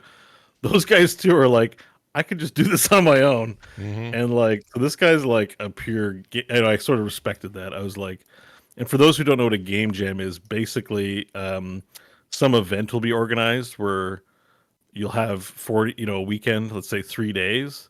Some assets are provided and some parameters. Like you have to take these assets and maybe build this kind of game, and you have to do it in 3 days. Then you got to submit your game, right? And then the best gets voted on. It's like a mini competition to develop a game as fast as possible.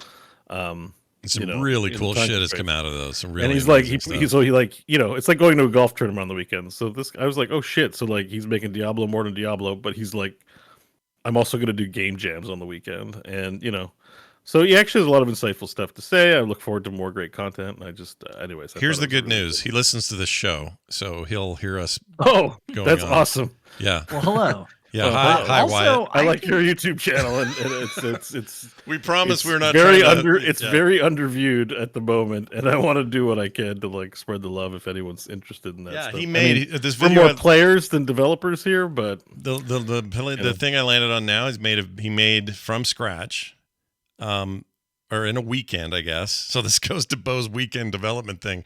He made a sci-fi Vampire Survivors in a weekend. Amazing. Yeah. He did it, Bo. He brought the truth out of your statement. Is it a weekend? I haven't watched the video yet, so I don't know how long it took. But the video's 20 minutes long, but I assume it's edited. It says, maybe he didn't do the game in a weekend, but he did it quick. Anyway, I love that. I don't know if they do it or not. I would think that they would, but if Blizzard doesn't officially host their own internal game jam, that seems criminal. That's what I'm talking about. You have such strong IPs and assets and talented people in-house. Blizzard should be sitting down and being like, put together a team. Let's do a Blizzard game jam. And we're going to strongly consider whatever wins for a project we actually launch and work on. Yeah. And let those people do their passions, man. Maybe they do. Make some stuff with those toys. Blizzard's got an awesome toy box, not like the WoW toy box that's full of garbage that you throw a banana on the ground and you get to do it again another 10 goddamn hours. Like, it's a fun toy box of things, and all they have to do is get out there and experiment with it and find some fun things to do and make some good ass games, and gamers will forget everything that happened if they just start putting some fun games out. Bo, go back far enough in core, and he's sitting here, I don't know if I'm going to play Diablo 4. Now he's depressed because he can't. You know why? Because he played the game and it was fun. Yeah. Make some fun-ass games, and people will forget anything you've ever done for the history of your life. So get on it, Blizzard. The 10-hour cooldown banana. That's great. That might be today's We're back title. to just do it again. We're back Yeah, to... that's really great. Maybe John should be CEO of Blizzard. I don't. Maybe. Well, let's He's No, like, I don't- get to work, do game jam, and just release the fucking games, okay? Let's go. I'm not getting any younger. Yeah, you could Like, really wow. put a fire under him. And dude. shut the damn door. Yeah. Shut the door. What are you doing? Were you raised in a barn? He'll say. Anyway, that's rad. By the way, it's Candle Son is the YouTube channel. So youtube.com/candle, like the word candle, and then SAN at the end. And go check it out. Wyatt's a stud. I like that guy a lot. All right. Yeah. And Wyatt, we're promised we're not just buttering your cheese here. We actually really like your stuff. Where are we now? We got to do freaking emails and stuff. Check this out. I got even a little button for it. That's a good question. I'm going to play this first. Hey, Core Boys, it's Jay-Z calling. You have to forgive me if you've already covered something like this because I'm a week or so behind on a show, but listening to you guys talk about Diablo 4 and talk about the potential return of the venerable Deckard Cain, and I think maybe it was Scott that mentioned maybe they'd bring him back as like a class or something, and I think that could be sweet. You guys mentioned that he was obviously in Heroes of the Storm, but, I don't know whether you call it like an archivist or like a lore master or alchemist or something like that, but I think if you did make a class like that, it could be pretty cool and pretty unique. Mix like damage with it, even potentially like some healing for your party members, which I don't think is really something that happens much in Diablo. Obviously you're kind of like in charge of taking care of yourself, but like he could throw potions, he could like tell tales that provide maybe like buffs and stuff, almost like think like a bard from D&D or something like that. But I think that could be a really, really awesome kind of new type of gameplay for Diablo that maybe like we haven't really seen from these kind of action RPGs before. So just on the top of my head while you guys are talking about it, hope you boys are having a great week. It feels like you could kind of take a template from Heroes of the Storm and use that for Deckard because he already does a bunch of abilities in there. Which ironically was pulled from the April Fool's Day joke when they said that they were going to make I don't remember if it was called the Lore Master. It could have been an archivist, but it was there was a Diablo April Fool's Day joke of a Deckard Cain-esque character, and the abilities that were in there became abilities for Deckard Cain and Heroes of the Storm. So we're going full snake eating its own tail with this. Yeah, I'd be which fine I'm all with for. it. Just put Deckard Cain in the game. Yeah, just put him in the game. That's all His John ability wants. Like making the game, just do it. Just put him in the game. Just put him in there somewhere. His ability to litter and be an asshole is like, do you want a potion here? Chuck it on the floor. Yep. You know when someone's Throw it like, on the "Can you ground." pass me the salt?" You just like throw it on the ground. Here, get it yourself. Yeah. I mean, it would be a hard because this game goes a little hard on the grimdark. It'd be a little hard to be like he's goofy in Heroes. He's a goofball. Yeah, and that's what we like about Lornado him. would be a good ability, I think. Lornado is great. Lornado shit, works. he's And so much triangle fun to on the play. ground. I mean, most of his stuff is on the ground. He's got square on the ground and triangle on the ground, Mm-hmm. and he's got potion on the ground, Lornado on the ground, and what's the other one? Oh, sleep on the ground. Yeah. It's everything he does is on the ground. It's all on the ground. Yeah. He's a litter bug. And I'm kind of here for it. But he's yeah. gonna be damn near invincible because with how grimdark it is, not a butterfly in sight. Yeah. Nothing around to kill him. Well, good news. We have a text here about Diablo as well. Thank you, by the way, for that email. Jay-Z, the famous rapper, Jay-Z, called in. Thanks for that. We appreciate it. That, by the way, came to us at 801-471-0462. Leave us voicemails. We love them. Here's a text to that same number. Simple question for Core or the Diablo show. We'll do it here. Do you get the impression they may be setting up a choice to side with Inarius or Lilith? I'm not sure how it would work mechanically, but it's not out of Blizzard's wheelhouse to divide their player base. I could see them giving players a choice at or near the end game to side with either Lilith or Inarius. Also, there are PvP elements in this Diablo that could support a conflict between factions. As you guys pointed out on Core, they're making Lilith out to be more along the lines of a Thanos or Ozymandias style bad guy as opposed to the straight up villain. And let's be honest, Inarius is kind of a dick so far. No name on this one. So factioning in the game basically is what he's saying, or what they're suggesting. Yeah, I think this came out of a Diablo tweet today too, because somebody said something implying like, "Wait, you can fight for Lilith," and the Diablo account was like, "Yeah, she wants you to die for her. Do it." Something along those lines, and then everyone's like, "Wait, what does this mean?" I don't know if the writer is referencing or that's where the thought came from, but I saw that today and I went, "Oh, they could kind of Horde versus Alliance it with Mommy versus Daddy." And I'm like, that's oddly compelling. I kind of like it because in the presentation of the two characters, Lilith, she's kind of a hot mommy, and she just wants you to let loose. She's like, "Oh, you don't have to shovel the snow in the laneway. Go play your Xbox. I'll make you dinner." And you're like, "Oh, I like mommy. It's great." Yeah. And then daddy's like, "Yeah, you're barely good enough. You and your siblings are barely good enough. I don't know why I even turn around to look at you. Shut the damn door, you stupid Nephilim." Yeah. And he's like, you're like, but it's like the Warhammer thing where like being the good guy means penance and flagellation and like suffering and no fun because you're a guilty creature of sin, and but he's the good guy. We have to save the world. That's why like the Diablo angels are kind of like really annoying, because they're like, I don't like angels except for Tyrael, and he didn't even like being an angel. Yeah, he got the F out. Exactly. So there's it would be an interesting dynamic. And the one trailer 2, where you see the Knights Templar, or whatever they're called, the Knights of the Round, Golden Wings, whatever they are, Knights of the Chicken Wings, versus the hordes of hell. Right? There's kind of why is there an army in hell versus Lilith? Like, isn't it just the Nephilim? Like Diablo Immortal has a trailer; it's just the Nephilim kicking ass, but this has there's a whole army, there's a whole battle, like war actually depicted. And maybe that trailer's later in the actual campaign. Like maybe that's actually a campaign trailer, like the Espadad trailer was. I'll bet it is. Yeah. So they don't throw that stuff out. Yeah, there might be a faction war. There might, I don't think you're gonna be on separate not separate servers, but I don't think you'll be separated like Horde versus Alliance style. But for the open world PvP, yeah, I can see that. Do you choose mom or dad? Yeah. And who gives the better buffs and bonuses?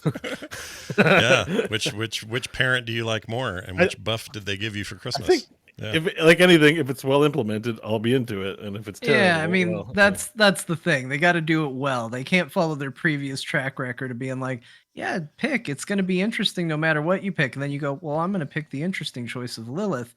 And then they go, all right, great. Here's a cloak. And now we're going to tell you why your choice was stupid and you're a moron. And now Lilith is the bad guy anyway, which is what they did in World of Warcraft. But if they do it properly, that could be cool. I mean, I just think do something interesting with the story.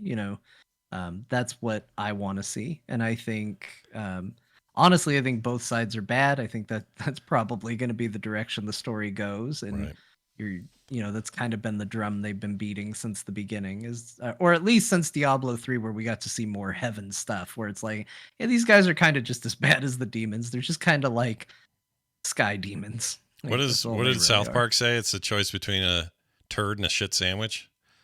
That's kind of what. Yeah. It's kind of what this is. Neither choice is great. Yeah. Speaking of which, I just started watching the new season. That show never isn't funny. Like, I don't. How most you can say stuff like, "Oh, The Simpsons is a middling episode," or you can, whatever. Every show that goes too long, you have problems with whatever. I don't feel like those guys ever quite lose their edge. It's like every damn episode is so biting and funny. Anyway, just want to throw that out. Yeah, because basically they have no one there that's like, won't this hurt our relationship's reputation? They're just like, who cares? Burn it all to the ground. Yeah, burn it all. And it works. I really respect it. All right, one final note here, and it is from Jack the Knife. He says, or no, maybe he's just saying Jack the Knife. No, we've had this Oh, discussion yeah, before. We're we've Did going we? to talk about about that. masturbating knives again. It's We've this already- guy. Is it this guy again? The same dude? Yeah, and Jamie made a mashup of it too. I think Okay. that's why. My memory's salty on this one. I don't remember. Well, anyway, You've been, it's been a compelling name since it first popped up. I understand. it's never really left our hearts. It says, "Hello, Core Pod. Just wanted to send one for Bubo, the mechanical owl." I don't know what You that. remember Bubo? No, what's Clash that? of the Titans. Oh, that little stupid owl in Clash of the Titans. I hate that thing. Little piece of shit. Hate that. He's owl. great. No, he's not great. Wait, was it Clash a of the football Titans? movie? That was the sequel, right? No, Clash the of remake.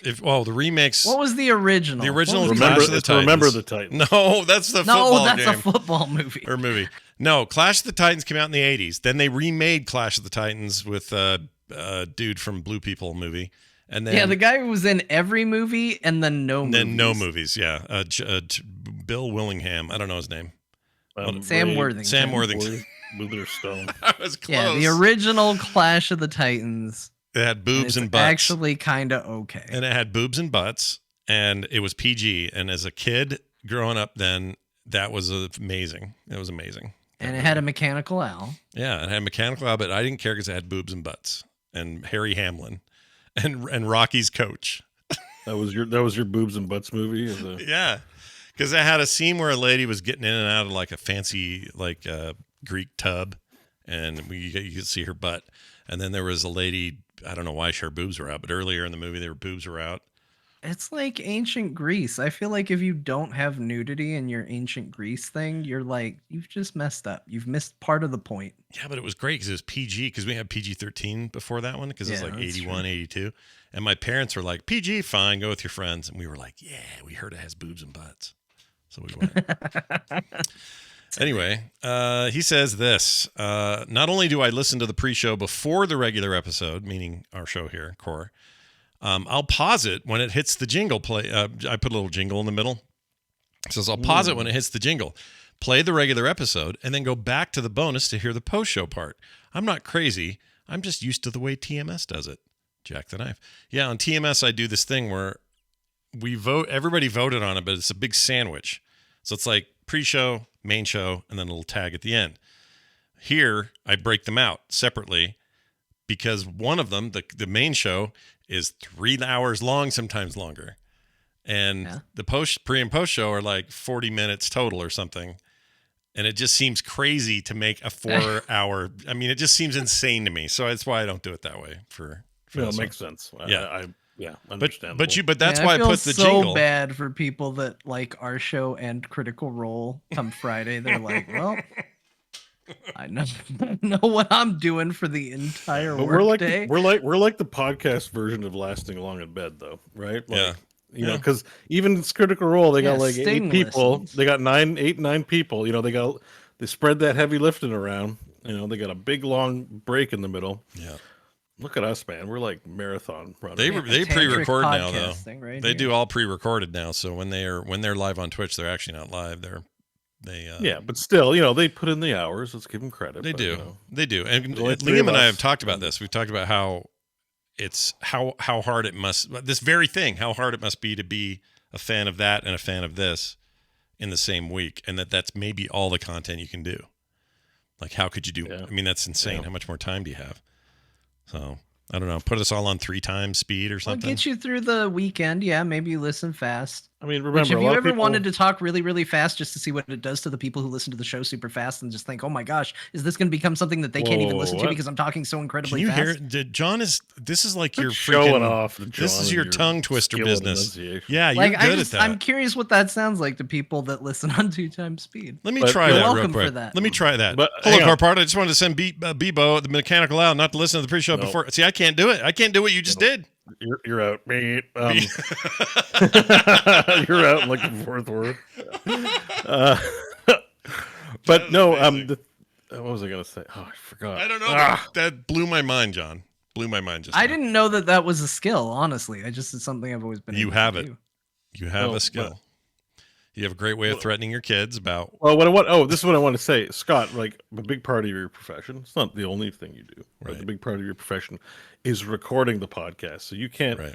listen to a podcast while you're doing the podcast. Right. But like a lot of people with jobs, like for myself, I have work to do. I got to write a thing. Like I still have a day job.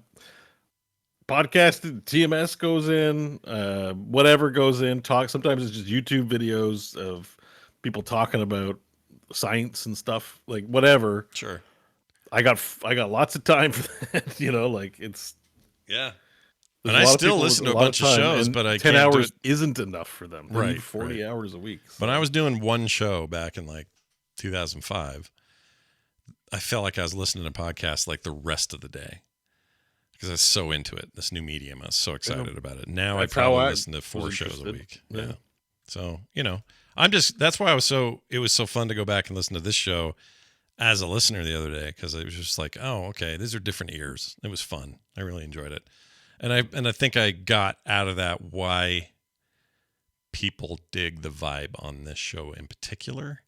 Because it's hard to, when you're making it, you're not necessarily feeling all of that. You're not in a passive position.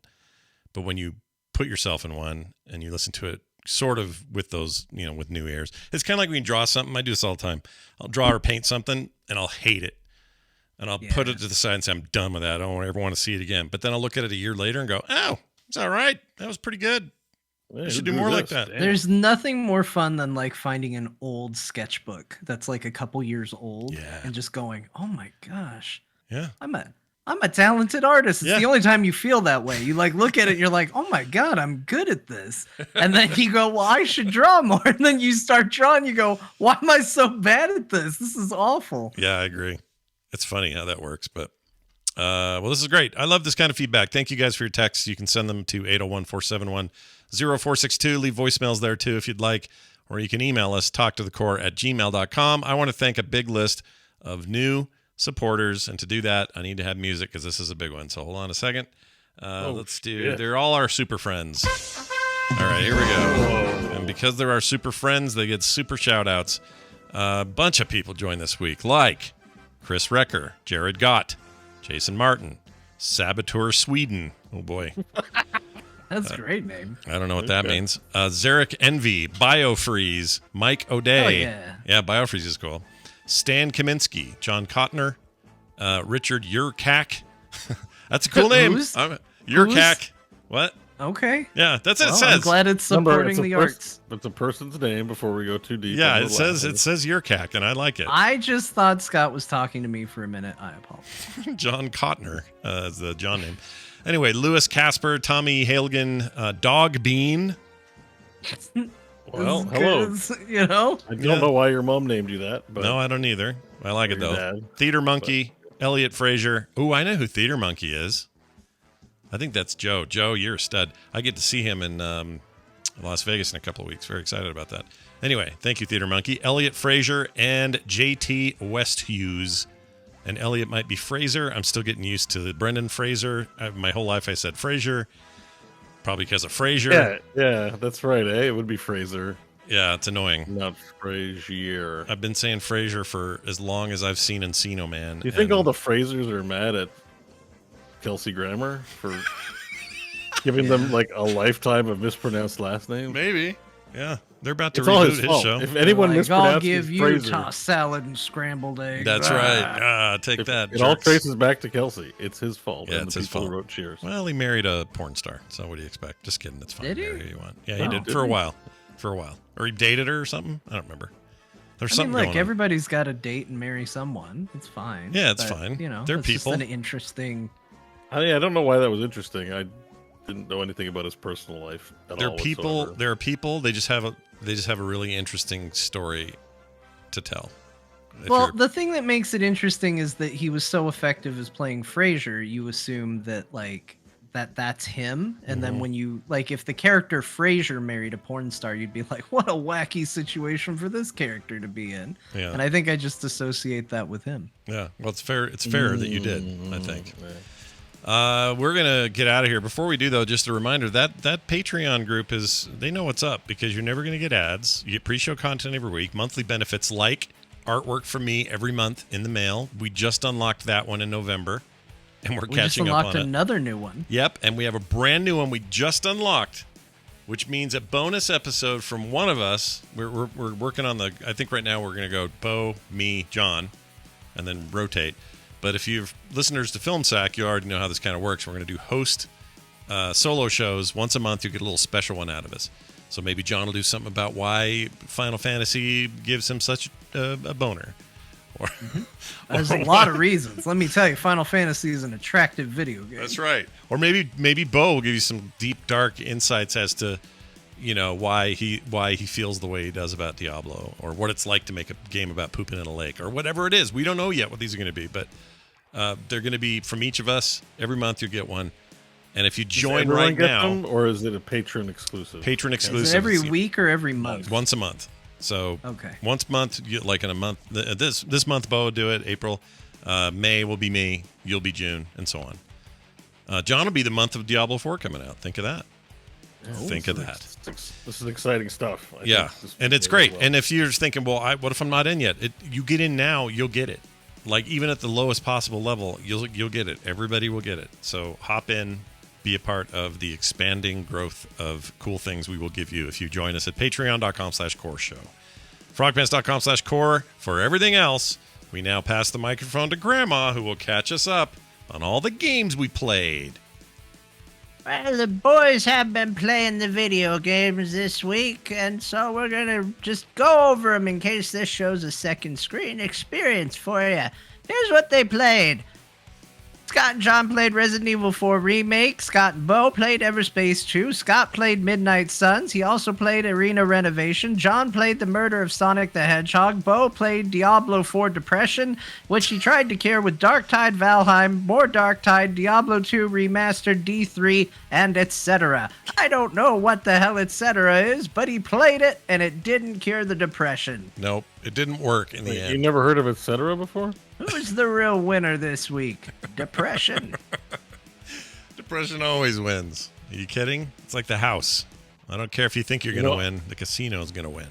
I tried all week to make a pun at a Diablo and depression and couldn't. Like, Diapression? It's hard.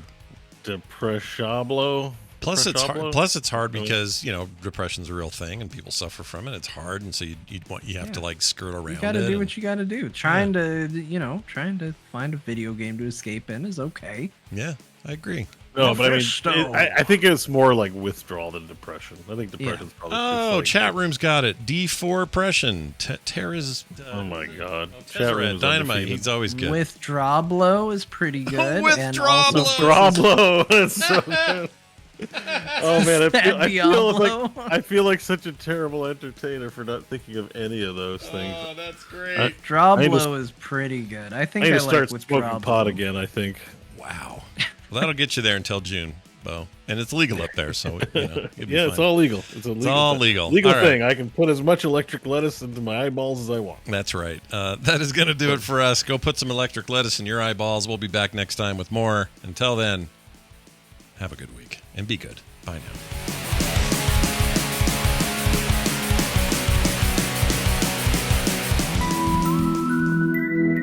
If you like what you just heard, there's a very good chance you will like all the shows on the Frog Pants Network. Get more at frogpants.com. Scrap! What's wrong? Scrap. They say scrap a lot. Scrap, yeah. It's a kind of annoying. That was hard at first. I got used to it, but I was like, you couldn't think of anything better than scrap? Yeah. I don't know why they say, well, it's fine. I know why they say it. They think it's like